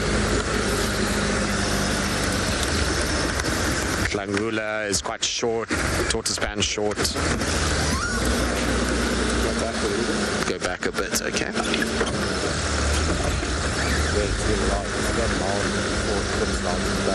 Yeah. He was on top there, okay. Alrighty.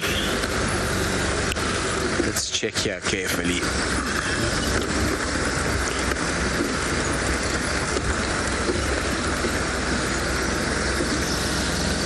Shreya, maybe not, I don't know. I honestly, now it's starting to get a little bit long, and so probably not. Because we can never find him with a carcass or with mating, or leopards that are mating, him being one of them, it makes it very, very, very difficult for us to be able to habituate him. So the answer is, unless he starts to allow us to view him when he's mating, no, I don't think he'll ever habituate. Alright, so what we're going to check now is very carefully in these trees. I just want to check. There's one big tree here. Let's just have a look at this.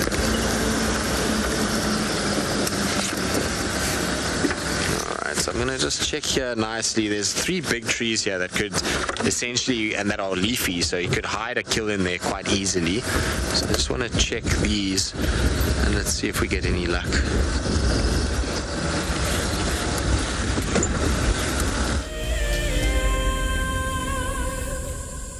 If you are a WildEarth explorer, then we are excited to announce that there is another unique prize for you to win. Sign up to be an explorer before the 16th of October 2021, and you and a friend could be heading off to an eco training ranger experience.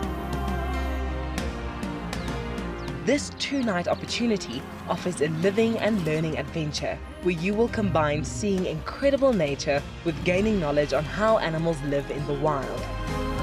You will approach dangerous game on foot, learn how to track, do some 4x4 driving, and have an exclusive opportunity to join the WildEarth team behind the scenes on the live show.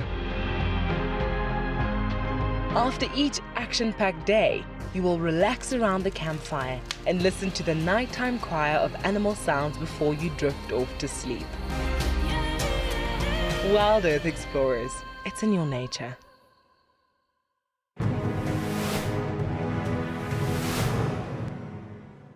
We had a very exciting start to our morning this morning. Today, it's our guided sunrise safari with Mike, and we started by looking at the moon through a telescope, which was incredible.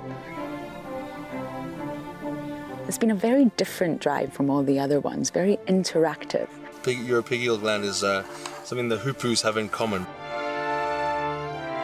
Hi.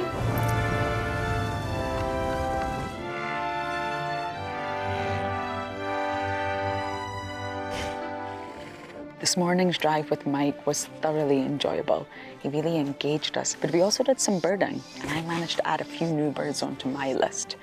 Overall, every single experience with all the competitors has been really incredible, but it's up to the judges now.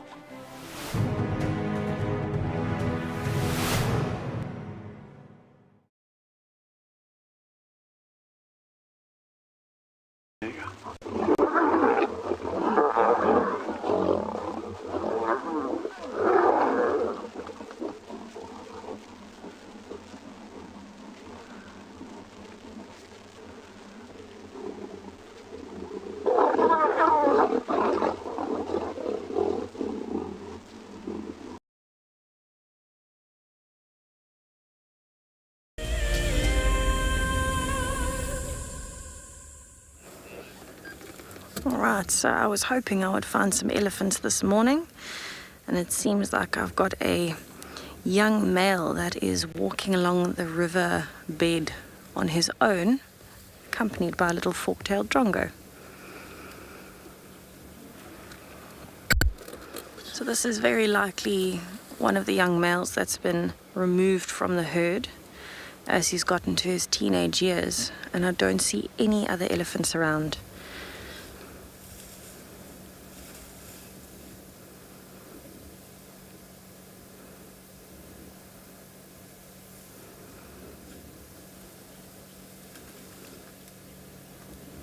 So he's not really making a very good effort to get as much grass as he can with each use of his trunk. He's just kind of picking up some of the looser pieces as opposed to getting a full mouthful, which is quite strange. Also picking up all the little smaller bush willows and things that are growing.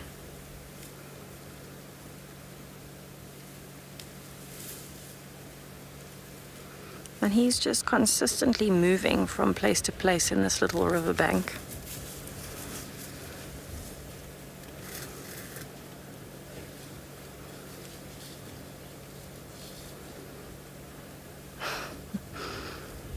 Fork-tailed drongo still following him. So he is actually slowly moving towards the area of Buffelshoek Dam where I just came from. But I don't think he'll get there for quite a while yet because he's been stopping and feeding so consistently along the way. But he'll definitely be sticking to the drainage line on his way there because it is starting to warm up now and it's quite sheltered down here.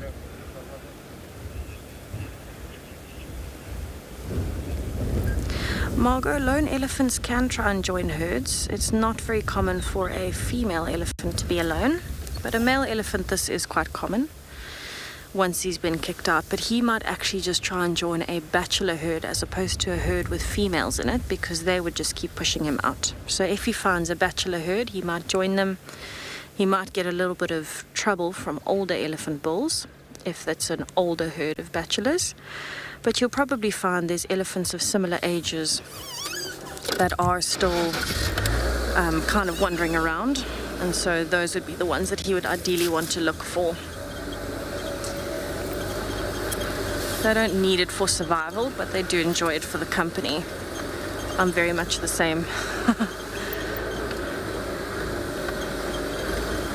Let's see if I can catch up with him. Very interesting that there aren't any other young bulls around because most of the young bulls that I've seen here have been in a small bachelor herd at least. So maybe he's either freshly been moved out of the herd or he's actually moved himself off from the bachelor herd. Maybe he needed some space. Alright, so I don't want to go and follow him all the way off the road, but he looks like he's getting himself comfortable in a new spot just further up the riverbank. And you can see with those fresh green leaves, it's a great place for him to be feeding. Lots of nutrition down here in the riverbanks. The soil will hold a lot more water because it's low-lying. Any rain that's fallen will seep through and gather here. And so these are often the first areas where you'll see new greenery coming in spring.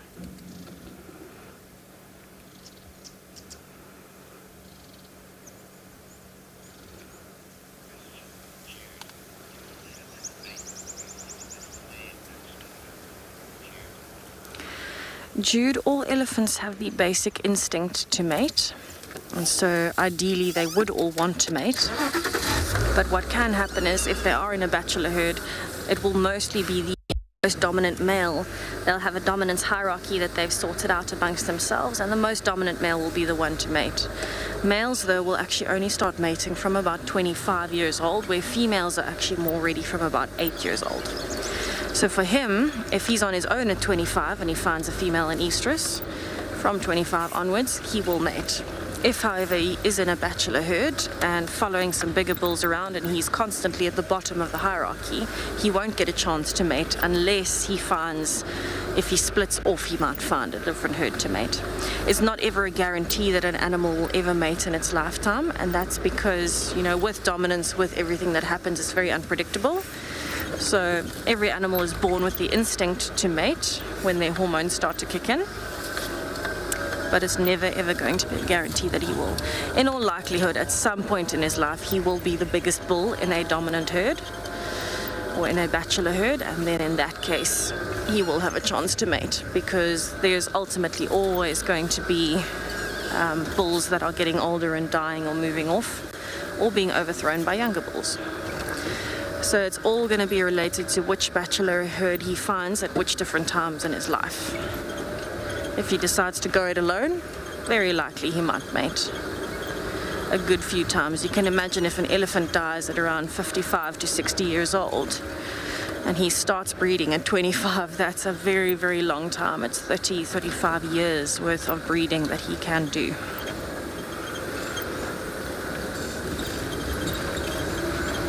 It's quite different in males to females of most species. A female cannot ignore the urge to mate when she's in estrus, specifically when she's in estrus.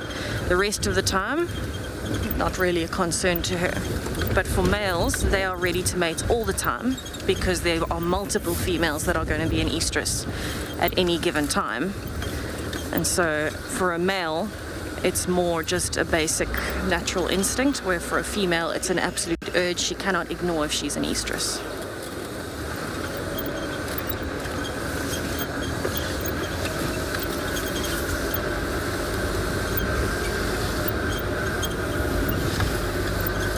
So I am now turned around and back on my way.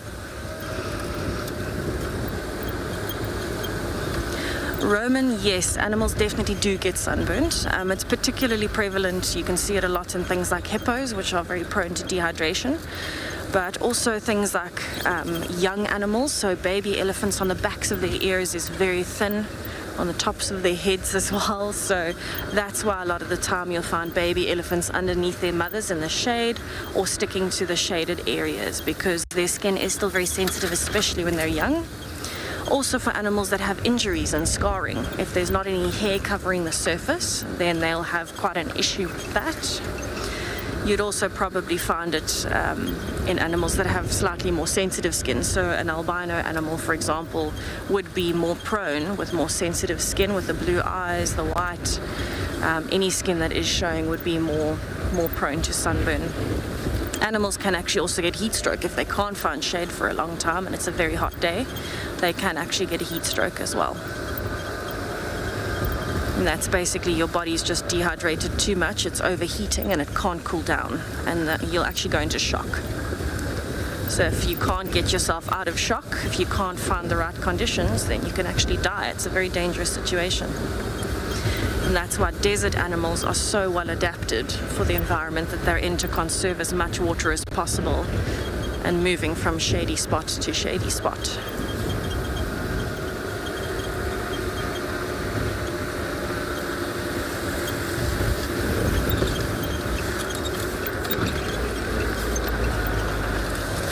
So I am now back on my leopard search, and I am looking for any signs of a leopard close to this little drainage line. If I was a leopard, I would be up on a termite mound, or I would be down in a riverbed, enjoying the sun and trying to stay out of the wind.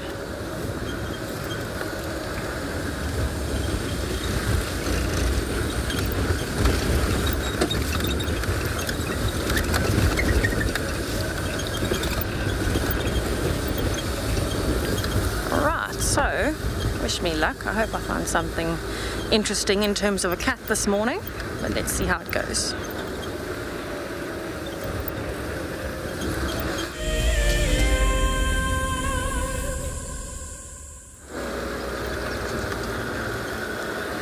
I'm very, very happy that I got to see an elephant this morning. It was something that I wanted to find from when I woke up. Always amazing to spend time with them. And now I I can focus my attention back on listening for alarm calls and looking for anything unusual. This is actually the area where I met Shasha, where Shasha was treed by those lions.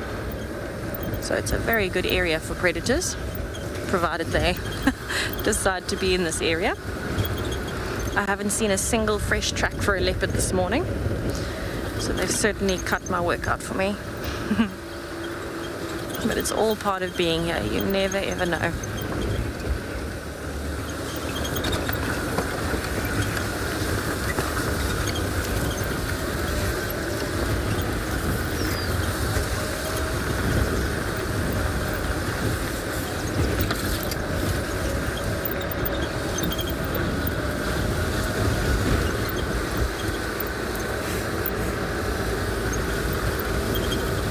There's actually a lot of very tall trees here, so as much as I'm focusing on looking for tracks across the road, I'm also having to focus quite a lot on looking up into the tops of the trees. There's a lot of marula trees here, some big jackalberries as well.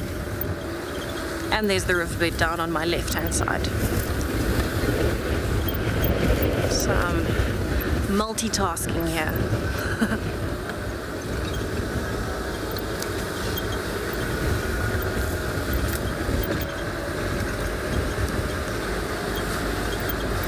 Definitely one of the top skills that you need to be able to master if you're living out in the bush and looking for animals. But it's always a fun challenge. It's always fun to see what you're going to find and what you notice as well. You get very in tune. I call it the bush eye kicks in, where you can notice all the differences. I hope I find something.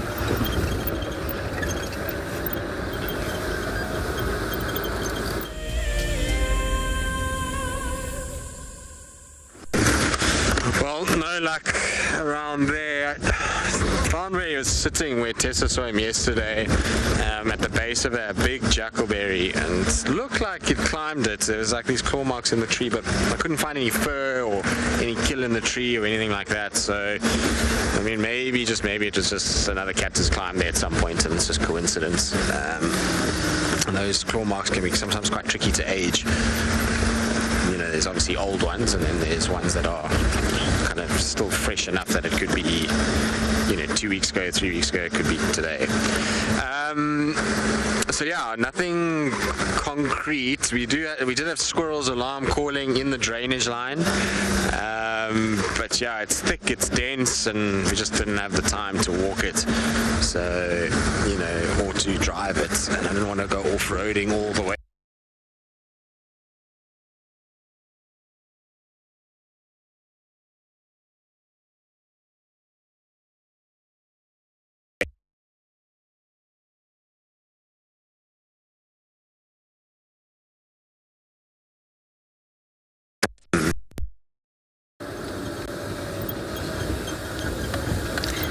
So I am still bumbling along next to the dry riverbed.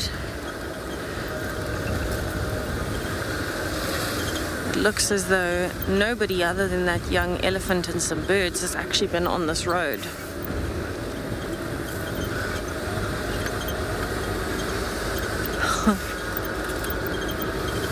It's amazing how the wind can affect animal movements, especially with a strong wind like this that's so cold. All of the herbivores are incredibly nervous, all of the prey species. And at the same time, you would think predators would be more active, although I might just be in completely the wrong area and not even know it. Just an unlucky day in terms of positioning, but we'll see. See how it goes. I am quite amazed. I've seen quite a few raptors out this morning.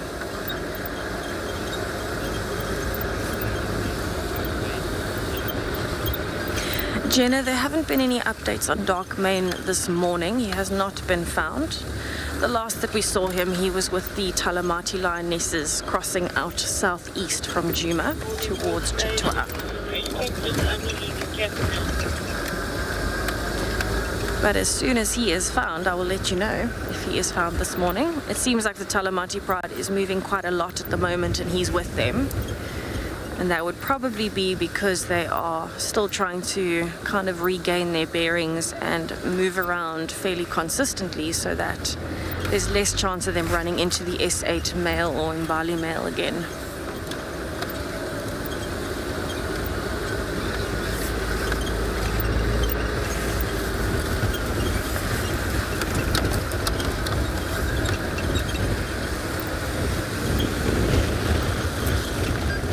So while I am still bumbling around looking for any signs of a leopard, I'll send you over to Tristan, who's also on the move.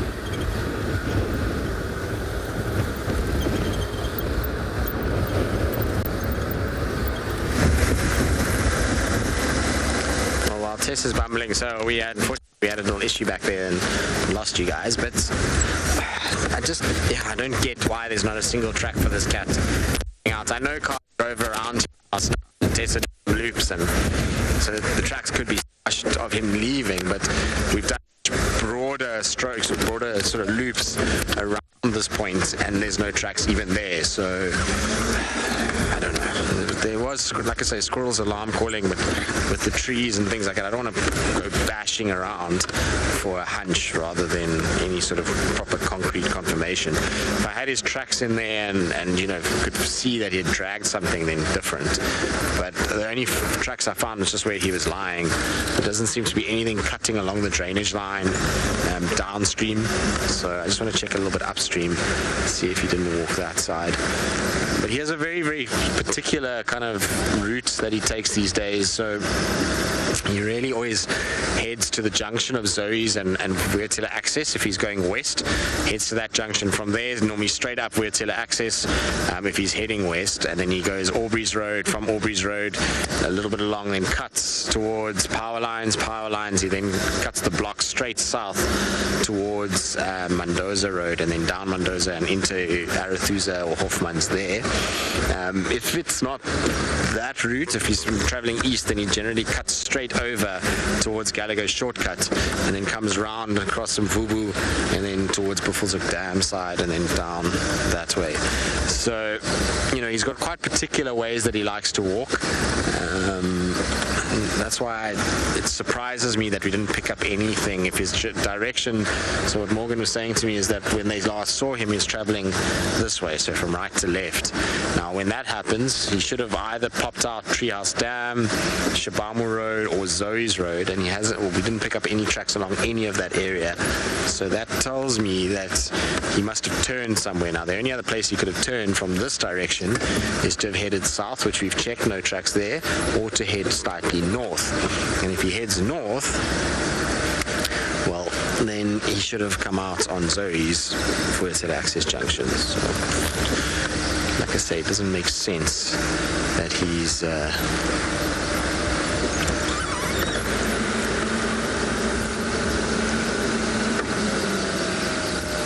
Anna Marie, yes, I did see him. Bavala, I refuse to call him Vin Diesel. It just is the most ridiculous name I've ever heard. So, in Bavala, I did get to see him, yes, a few times. We used to see him on the Sabi River. Here, there's Franklin. There's a Franklin making noise, there's babblers, squirrel alarm calling, all the same section here. I'm going to turn off and listen for a little bit.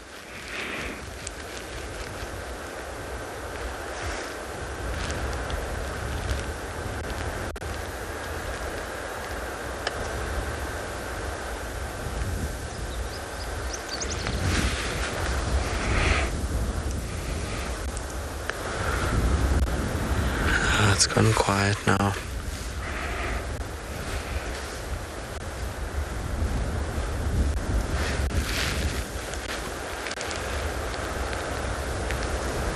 There's like a nice little dense thicket around the drainage line just in front, or just to where Morgan is pointing at the moment.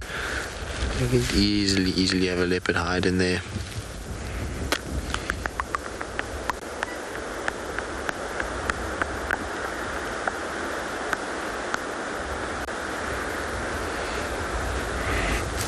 It's gone fairly quiet now.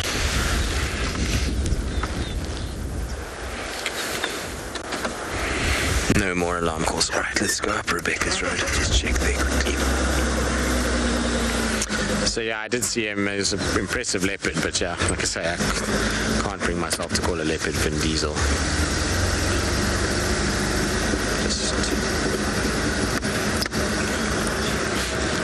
It's the same as they called that one leopard Dunlop as well. It's just ridiculous.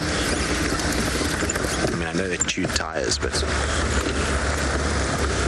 can we not find any more original names than Dunlop and Vin Diesel? All right.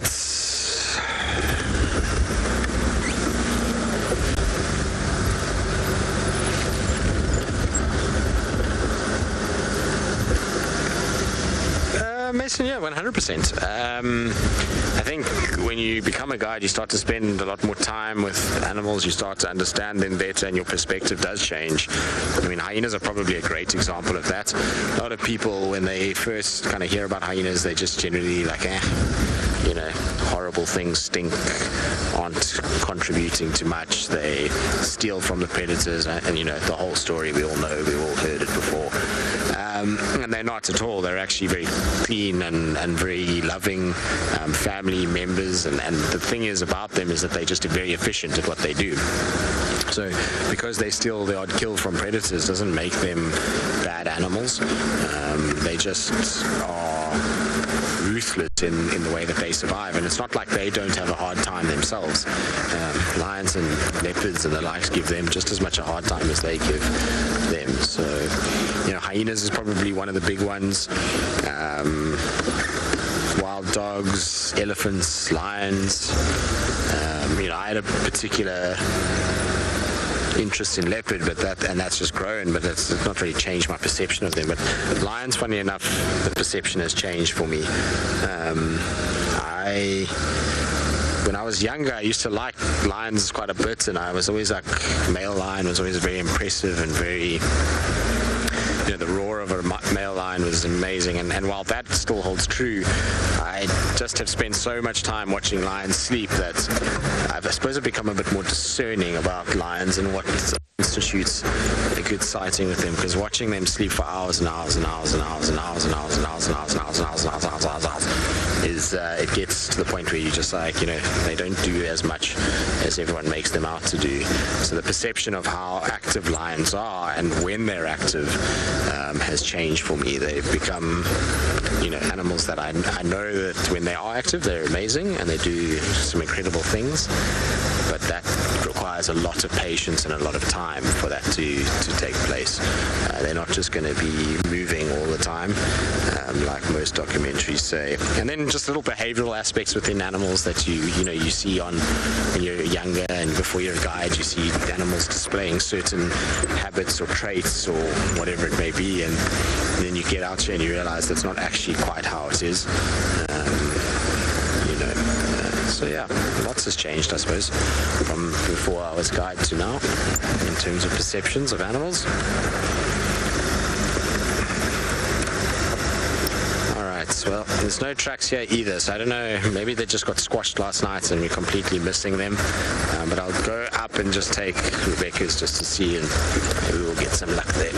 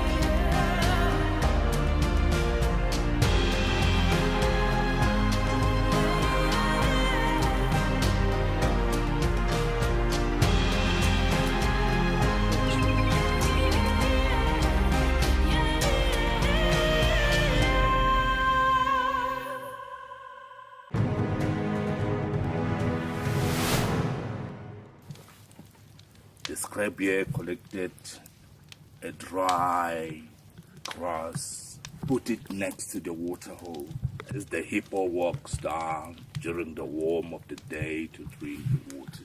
When the hippo arrives, he saw quite a very nice grass, an area not to resist to rest. And when the hippo went down to drink the water, and when he finished the water, he just lied down on the grass. And then, that was the opportunity of the scrappy. You know what? Today is my day to pay the revenge.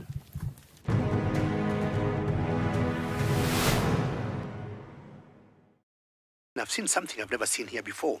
Look at these cubs. One is crossing the river. It's being washed away, unfortunately, but I'm sure the mother is going to save her. Look at that. How beautiful. Look at that. One crossing, two to go.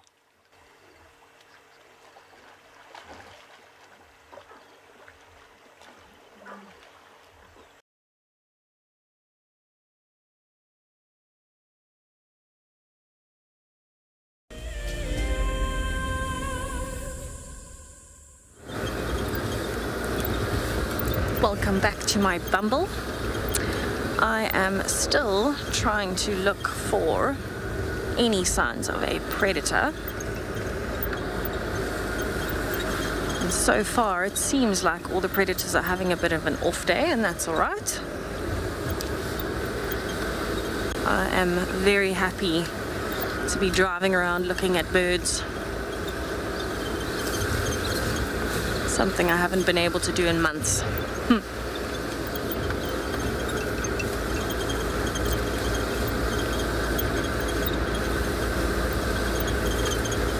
So this weather is definitely still giving me a bit of whiplash.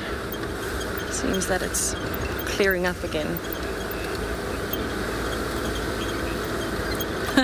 Jonah, the least active animal species. Probably actually lions. Lions can sleep for 20 hours of a 24-hour day. So they are definitely known as the laziest of the mammals. But in the overall picture, I suppose, even hippos can be considered lazy, but at least they come out at night and feed. But yeah, probably something like a lion that's so sleepy for most of the day. It's very rare to find lions moving for more than 4 hours a day, or awake, properly awake for more than 4 hours in a day.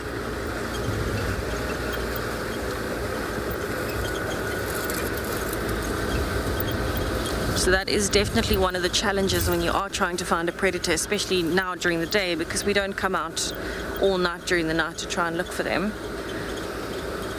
We come out during the day, and so if you've got something like a lion that's going to be asleep for 20 of the 24 hours, the chances of you finding it moving are very small, but at the same time, the chances of you finding any tracks of them moving or having moved is quite small, because if they're very lazy, they won't move far from a particular area for quite a few days.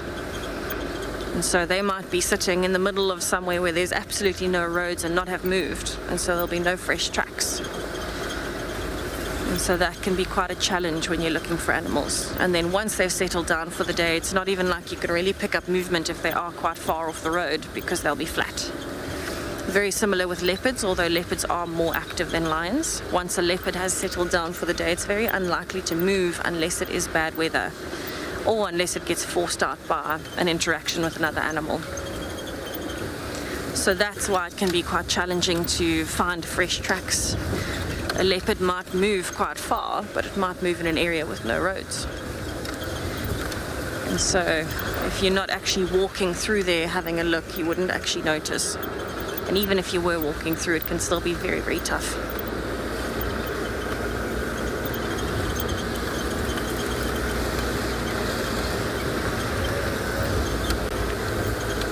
So a lot of being out in the bush can be attributed to skill when you're finding animals, but a lot is also luck. So yeah, no, lions won't really pull their carcasses up trees. They don't need to. So lions are the super predator here, which means they are the most dominant predator. They're the biggest, they're the strongest. And so what that means is they've got very little chance of something happening to their carcass unless another pride of lions comes in, or a massive clan of hyenas maybe. And so what that would really mean is there's no need for them to pull a carcass into a tree. The only reason that leopards actually pull their carcasses up into the trees is actually because when leopards are in an area that's densely populated with hyenas or lions, those are the two main predators that would steal that food away from them.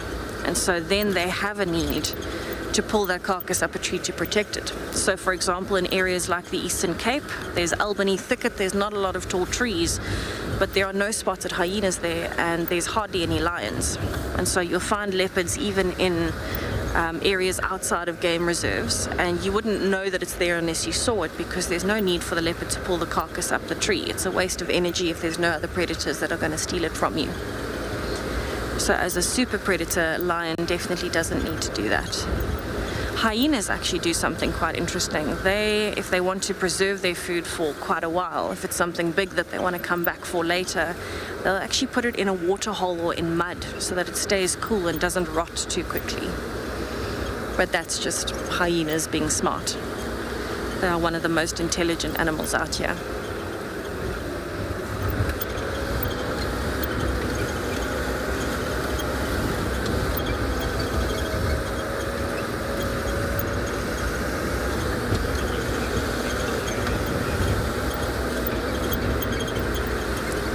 So while I carry on with my bumble, let's have a look at what you can win as an explorer at Pridelands. If you are a WildEarth explorer, then we are excited to announce that there is another unique prize for you to win. Sign up to be an explorer before the 16th of October 2021, and you and a friend could be heading off to an eco-training ranger experience. This 2-night opportunity offers a living and learning adventure where you will combine seeing incredible nature with gaining knowledge on how animals live in the wild. You will approach dangerous game on foot, learn how to track, do some 4x4 driving, and have an exclusive opportunity to join the WildEarth team behind the scenes on the live show. After each action-packed day, you will relax around the campfire and listen to the nighttime choir of animal sounds before you drift off to sleep. WildEarth Explorers, it's in your nature. Come and join us, win the prize, just win the prize, and you could also come and spend time with these cheeky little monkeys who will enchant you with their antics around the camp. And right now, they're just enchanted by the fact that there's sun, which they haven't seen for a couple of days now. It's still very windy, as you can see by the leadwood in the background there, waving in this gale force hurricane cyclone that we're having. But the monkeys are very relaxed. We have tracks, or I've heard of tracks of lions coming towards the dam from last night, with youngsters as well, but the monkeys seem pretty relaxed, so that makes me think that those lions are not around here right now, unless they're just being super sneaky and stealthy, which they can be. I mean, it's the perfect environment. I mean, it's very dry at the moment, lots of golden grass that they could hide in. And these monkeys just taking advantage of the nice open sunlight on that high bank, where they could spot danger approaching from any direction. Well, monkeys are just like us omnivores. They can eat pretty much anything, and they are loving the fact that the flowers are starting to bloom all over the show, all over the shop.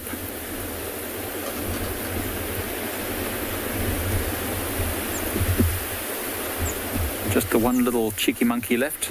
The rest have all gone down the other side of the bank to feed on the green vegetation which is emerging in the lower parts, in the drainage lines. Dylan, we do get baboons in Pridelands, and they do cause a bit of chaos in the camp. We have a very rustic tented camp here, and sometimes, although we tell our students every single day to not leave their tents open or to not leave food lying around, there's inevitably one or two which just let it slip slightly. And yes, then the monkeys and baboons definitely enjoy themselves. Let's just put it that way. But they sort of seem to know when there's people around, they stay away. It only really happens when everyone's out during the day on activities. But Dylan, there's definitely baboons, and they are feisty. Big troops of baboons here. I think one troop of baboons is over 30 individuals. What do you see there, Annette? Oh, monkeys are in the tree now, in the leadwood. That's good. Cajoling around in the leadwood tree. Probably eating some of the fruits that the leadwood has. It's not flowering at the moment. The leadwoods have produced their flowers a little bit earlier in the season. Just left with the dried fruits now, which are somewhat nutritious, but more sought after by birds because of bugs that might be living inside them. In fact, there's a leadwood fruit right here. I'm going to show you. I don't know if it's going to be a great view, but just over there, that's what the fruit of a leadwood looks like. It's a four-winged fruit pod called a samara. Blows in the wind, helps to spread the seeds, and these are often infested or parasitized by small insects that birds then peck away at in order to get to the insect inside. This one looks intact, doesn't look like any insect has attacked this one. Certainly doesn't look like any bird has been pecking at it. So we will just let this one fall to the ground and blow away in the wind, as a samara will do. Bye-bye, samara. Oh, and there's some flowers as well. See, bush willow flowers just over there. Also just falling down from the strong winds that we're feeling. This one has not been, how do we say, pollinated, looks like.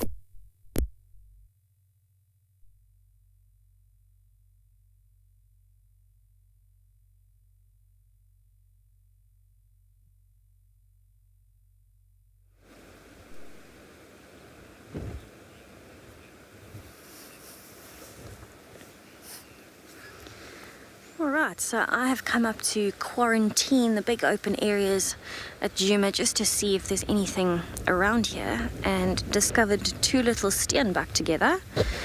What is particularly strange about this duo is that they're both male, and both of them look adult. One is a little bit smaller, but still adult enough that it should have moved off on its own. And this is quite strange to me because I know that Steinbok are monogamous. They stay together with their partner for life unless something happens to that partner, and they're territorial. So it's one of the animals that will stick to its territory as a male and female pair. So it is quite unusual for me to see two males together in such a short distance from each other. So I'm not sure if maybe this one that we're looking at might be the father of the other one. Maybe they're just friends. But very, very unusual to see two males so close together.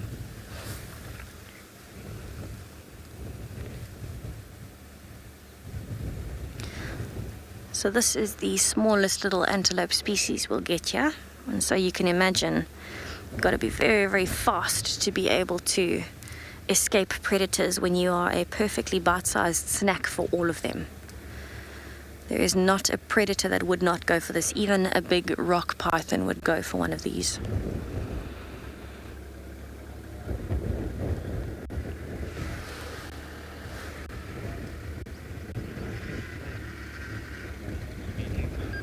But I definitely want to stay here for a little bit longer and just see if I can figure out the dynamics of these two males together. How interesting. You never know what you'll find out here.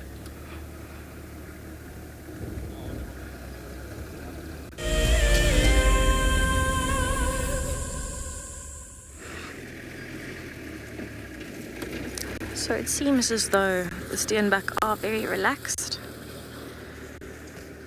They are feeding, and then every now and then, like that, looking up and just making sure of the surroundings.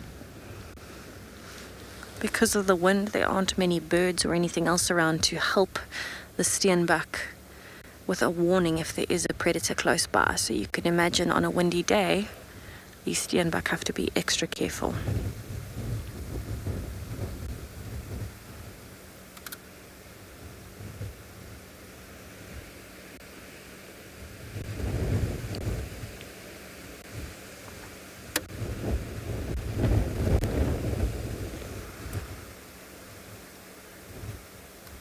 Also one of the very few antelope species that really don't have much of a tail.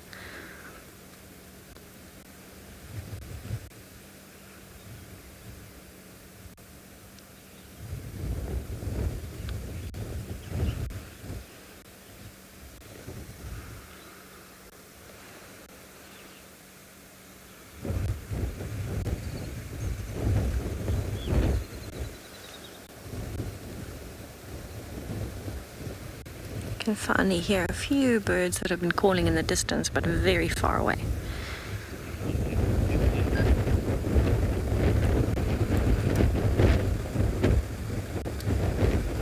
This definitely seems to be the more nervous of the two, more aware of its surroundings and constantly stopping to listen. But you can see it hasn't put a huge halt in the normal behavior just because it's windy. You've still got to keep feeding. And Steinbok, it's particularly important that they keep feeding on all the greenery they can find because they don't really drink much water. So this little Steinbok will get most of his water straight from the plants that he's eating. So you've got to make sure that you keep getting those nutrients in. Really lovely to be able to spend time with them though. One of my favorites.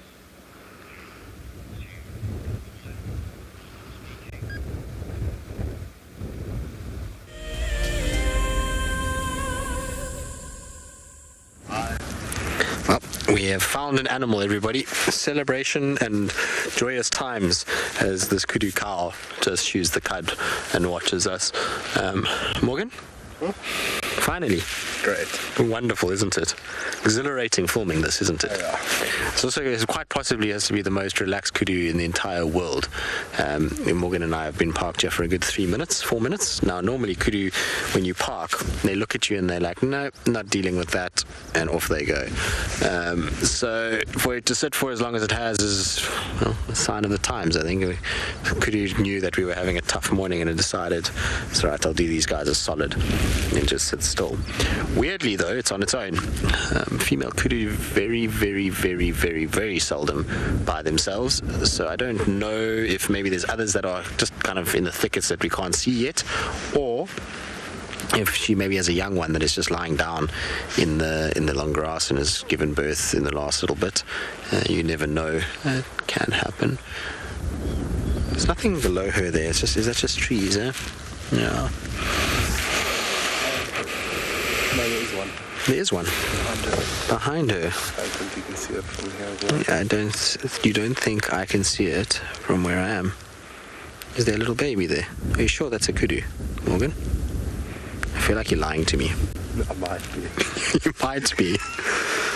Oh, there we go. Well done, Morgan. See, look at you. I was about to say maybe pop-up books aren't going to be the answer to your learning problem, but, you know, you picked it out. But that is not a newborn Kudu either. That is really sizable. Say, just like I'm done for the day, I'm going to hide here and just throw a curveball. It is a baby Kudu, but it's not a newborn Kudu. Was that a good enough save, Morgan? Or not really? Yeah. Oh, okay. I'd say. Oh, you would say, all right. Well, as long as you would say. Old streetwise Morgan over here. But yeah, it's strange though, at that size, the mom should have been rejoined with other females. They typically only just break off when they have the baby and when it's very, very small, and then they join back again. And that baby's already a few months old. So I'm surprised it's just the two of them. I would expected more. Not giving us the best view, are they, though, in amongst that stuff? You can see why their colors work so well. Those kind of lighter colored legs in the light grass, and then that sort of camel colored body. Camel? What did you describe? More gray, huh? A little bit more gray than a camel. But that... Laugh at me. Well, what color would you call it? Camel, you would, you see. So Morgan's laughing at me, but anyway, it's a greyish camel colour, and then the white stripes. It actually helps with blending in very, very well. I mean, you can see from camel-coloured Kudu, exactly. They blend in nicely with this kind of wintry environment. It's only when they turn broadside and we get that hard shade on the one side that it's easy to see them. But when it's kind of turned towards the light, like the younger one is, they become very difficult to pick up, and that's why they like to spend time in denser areas. And what the behavior that you've seen now, where they get up and just walk behind something, is very typical of Kudu. Whenever they feel like something's watching them, they always like to get something behind. Doesn't matter if it's one stick or 10, as long as there's something that they feel like is obstructing you and them, then they're typically pretty happy with that.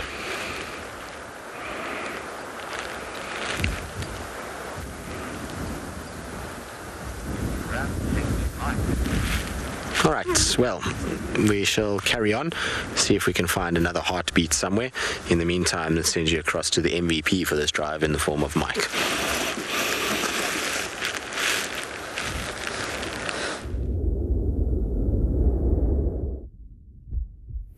Well, we haven't got a heartbeat, but we've got the evidence of beautiful young life. This over here is the track of a young lion. See, it's quite broad, almost as big as my hand, a bit smaller maybe, but this is fairly fresh. It must have been from this morning, because it's so windy that this track should be obliterated in absolutely no time at all. In fact, this is the young lion, and there are the toes of probably its mother. You can just see 1, 2, 3 toes there. It's been destroyed by, I don't know, probably my footstep, to be honest, the rest track or a vehicle driving, but there, the toes of the mother, and then the track of the youngster. Now they're headed straight down to Ndlovu Dam. The dam is just down behind us, not so far from where we are, where we were just watching those monkeys. These lions came here early this morning, probably to have a drink. I'm almost certain in this nice, cool, windy weather that these lions will be quite focused on trying to hunt something, and they should likely be successful because they are extremely good hunters. And with this kind of weather, this windy weather, the chances are phenomenal that they can sneak up to a prey item or a prey animal without being smelt or heard, which is absolutely wonderful. And I mean, right now, they might even be, if the wind is still strong and it's very bright as it is right now, they might have actually just moved into the drainage line where we watched those elephants moving off yesterday. It will be sheltered from most of this wind. It'll be nice and, cool when the sun is beating down on them. And then from there, animals coming towards Ndlovu Dam to go and have a drink will most likely be able to get ambushed, or they will likely be able to ambush those animals, which is amazing. So hopefully this afternoon brings us some interesting lion luck. After all, I'd love to see them. There are 11 youngsters in this small pride that's in the area. 11 youngsters and at least 3 adult females. So, I mean, would be something spectacular to see on live TV. And whilst we do one final loop around the dam, around this area, we'll send you over to Tessa, who's on the move.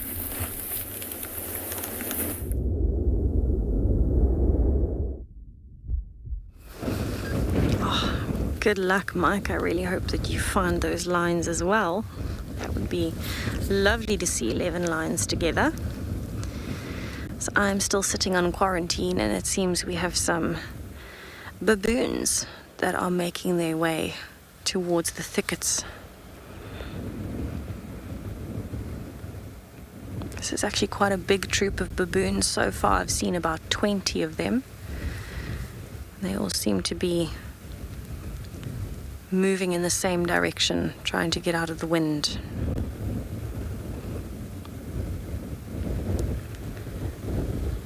There are actually 1 or 2 females in this troop that have babies on their bellies, so as soon as I see one, I'll try and get it for you.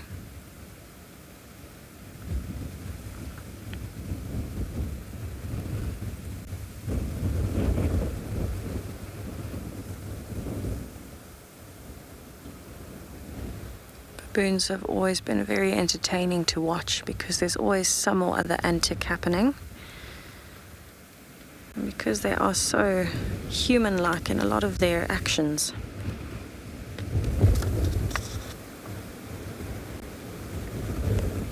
As you can see, there's a lot of really nice big trees around. Perfect for a quick escape if needed.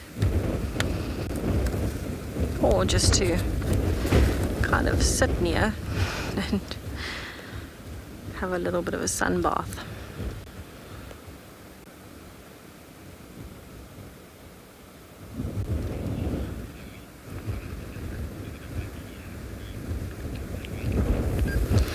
Zoe, monkeys and baboons, the biggest difference is actually size. They are actually in completely different genera, so in terms of where their taxonomy fits in, they're actually not as closely related as you would think. But the biggest difference is actually in the size and the way that they look. So a baboon is quite large. It's got that ashy brown color with incredibly big canines and a very elongated snout, very similar looking snout to something like a hyena. A monkey, however, is much more human looking in its skull features. It's got a very flat face and it's much, much, much smaller, about a quarter of the size of an adult baboon, and the very light grey color. So those would be kind of the biggest obvious differences if you're actually looking at them. They've got very similar basic social structures and things like that. But in terms of how similar they are, they're actually in completely different genera. So a genera or a genus is kind of how you would group animals together. So for example, the lions, leopards and tigers being grouped into the genus Panthera, as opposed to a cheetah which purrs being grouped as Acinonyx jubatus. So completely different on the spectrum of taxonomy.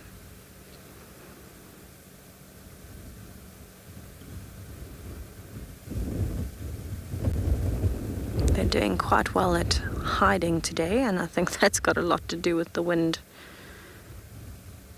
That one's got a baby on its back. So that's actually quite a bit of an older baby baboon. It's not a tiny little newborn, it's at least a few months old. And it actually looks like it's on one of the dominant males, it's not even on a female. You can see the size difference there from female at the back to male at the front. So quite unusual to have a little one riding on the back of a male.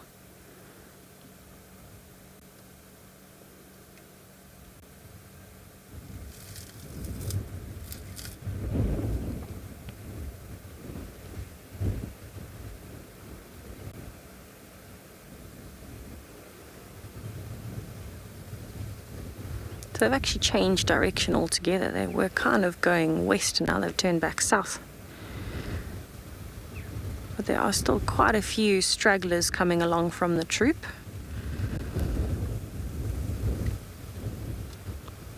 It would be interesting to see the dynamics of this particular troop and see how many big males there are as opposed to females and youngsters, because baboons are quite, I would say, different in their dynamics. Monkeys can be very similar, where you would have one troop with a dominant male. He would be the most important male, and so he would initiate movements and things like that, but also be the first one that the females would want to groom. But he'll also have backup in the forms of a lot of other big males that surround the troop and walk kind of on the outskirts and the back to keep the rest of the troop safe. You'll find they might actually try and sneak in and mate with females if they're in estrus, but most of the time it'll be the most dominant male. He walks at the front, and he'll be the one to mate with the females.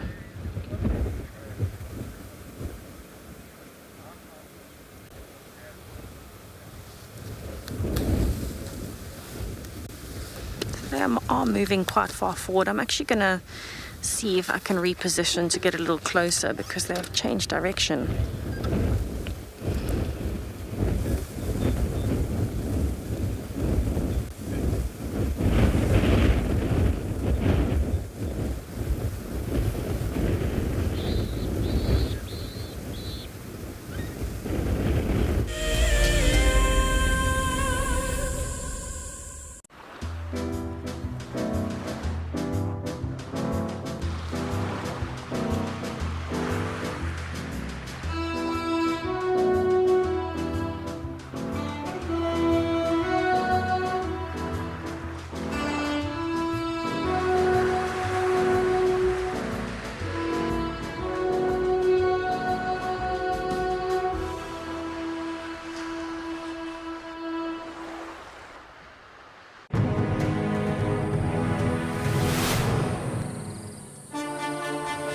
It's day one of the annual South African Guide of the Year competition. And our first foot into this competition this morning is all about tracks and signs. We're going to call you in one at a time. Just look at it, the information will be there. Our 5 guides have been tasked by the judges at figuring out who is what is who, and where they go in the bush. It's either Franklin or guinea fowl, but because of the volume of other deposits in the area, we went with guinea fowl.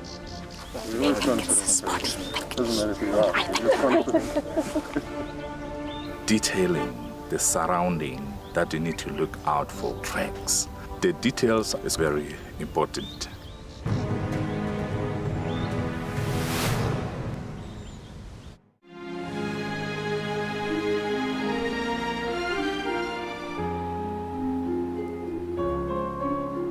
You are cheeky. That was a brave decision. Amber Eyes is... Oh. That is so magic. That was absolutely wonderful. Amber Eyes just gave that cub an enormous hug. Expect the unexpected here on WildEarth daily. I love being a cam up for WildEarth. The animals coming right up close to you, especially like lions.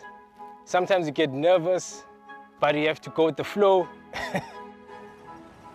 My favorite animal to film is the elephant because of how big it is. But when it's really up close to you, it's one animal that you would say, I really respect you.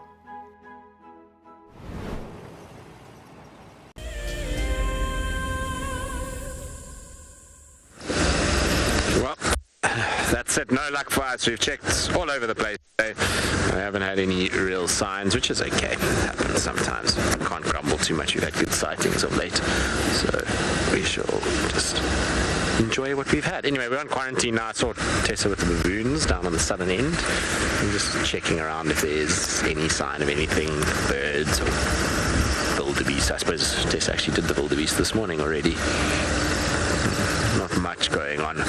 I'm afraid even the radio is dead quiet. There's 2 lionesses way up north in Buffalo, close to the Manyeleti-Kruger boundary. So really not a lot to show for this morning's affairs. Everyone's kind of been struggling. It hasn't even really been trucks called in. I haven't heard a single person called in a Leopard truck this morning. So a little quiet, but that's okay. Like I say, quiet drives are good drives. They teach you to enjoy and to appreciate when you get busier drives. There's a Steinbok actually. Let's do a Steinbok. Morgan? Impala Kudu Steinbok. I don't know how we put you there on the left. You see it? Yeah. Okay. I don't know how we've put you through so much work this morning, but we have.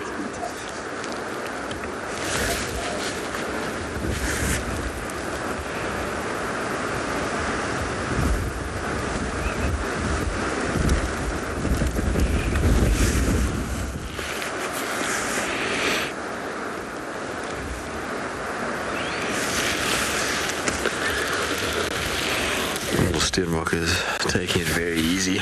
Quarantine Steinbok. Shame, all alone. Hopefully he'll find a mate at some point. We saw 2 others encroaching the other day, a male and a female, so maybe a mate will arrive at some point. Olive, will a baboon hunt an antelope like a Steinbok? So yes, baboons do hunt antelopes. Adult Steinbok are a little too quick for them, so they won't grab those. Generally what baboons do is when it comes to hunting of antelope is they try and grab the newborns. So either they try and grab it while the mother's still giving birth and it's still physically inside her and they grab the legs and pull it out, or they grab it when it comes out and it's not able to walk yet. So that's mostly how they'll hunt antelope. Every now and then you'll see a thing where an antelope's walking and it'll run in and just grab it. But it's a pretty hectic thing to witness a baboon going after an antelope. It's not a nice thing. In some parts of the world, in the lower Zambezi, in Zambia, those baboons there will even hunt warthogs, which is crazy to me. That's a wonderful shot, Morgan. That is, I think, the highlight of our drive is the one leg Steinbok behind a rather large tree. That, my friend, is talent. Well done. All right, on that note, I think we shall leave our Steinbok and carry on, because the tree has, well, abruptly ended that sighting. All right, we are going to slowly head home. I can see Tessa's far behind us there, so talking about Tessa, let's send you across to her.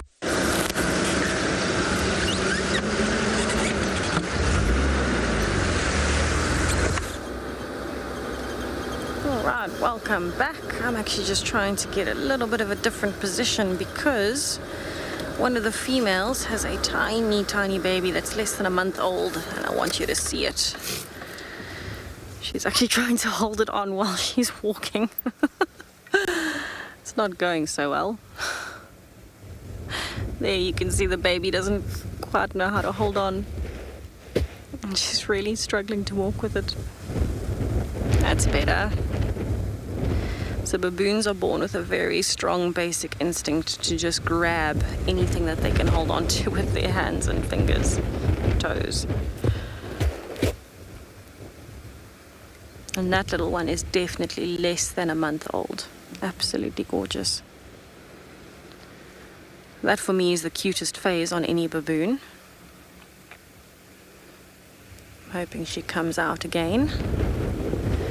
But it seems like the whole troop is now moving off, trying to get out of the wind.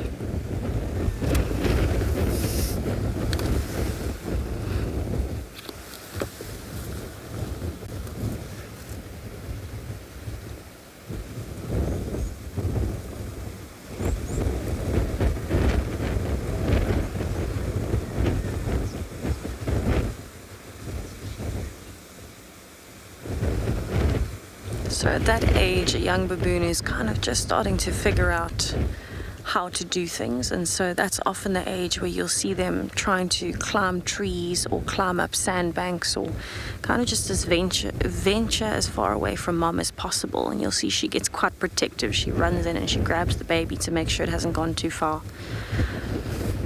But it's a very cute age because that's when they're also their most clumsy. You can imagine if you're doing things for the first time and you're out of practice or you don't know how to climb a tree properly, getting up or down can be quite an affair.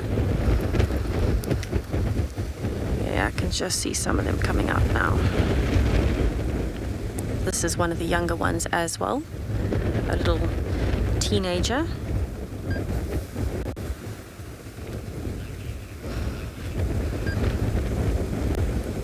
It's just amazing. Baboons are always doing something. There's always something to watch here. But I must say it's been quite a lovely morning, even through the cold, icy wind that's been trying to put us backwards. We've seen a lot of really wonderful things this morning, and it's been amazing to share them with you. I certainly hope we have some more good luck this afternoon, and that we might find through the wind of the day that some more of the animals have moved around a bit. But please join us this afternoon. We're really looking forward to seeing you. And thank you very much for joining us this morning and experiencing all of this magic with us. It's been quite an adventurous morning with a lot of different things today, from Steinbok all the way up to elephants and buffaloes. I think it's very fitting that we're ending on a cute little troop of baboons moving along through their day. I'm very excited to see what I can share with you this afternoon. I think I've still got that lucky feeling, so I'm really looking forward to seeing you for our spring equinox afternoon drive.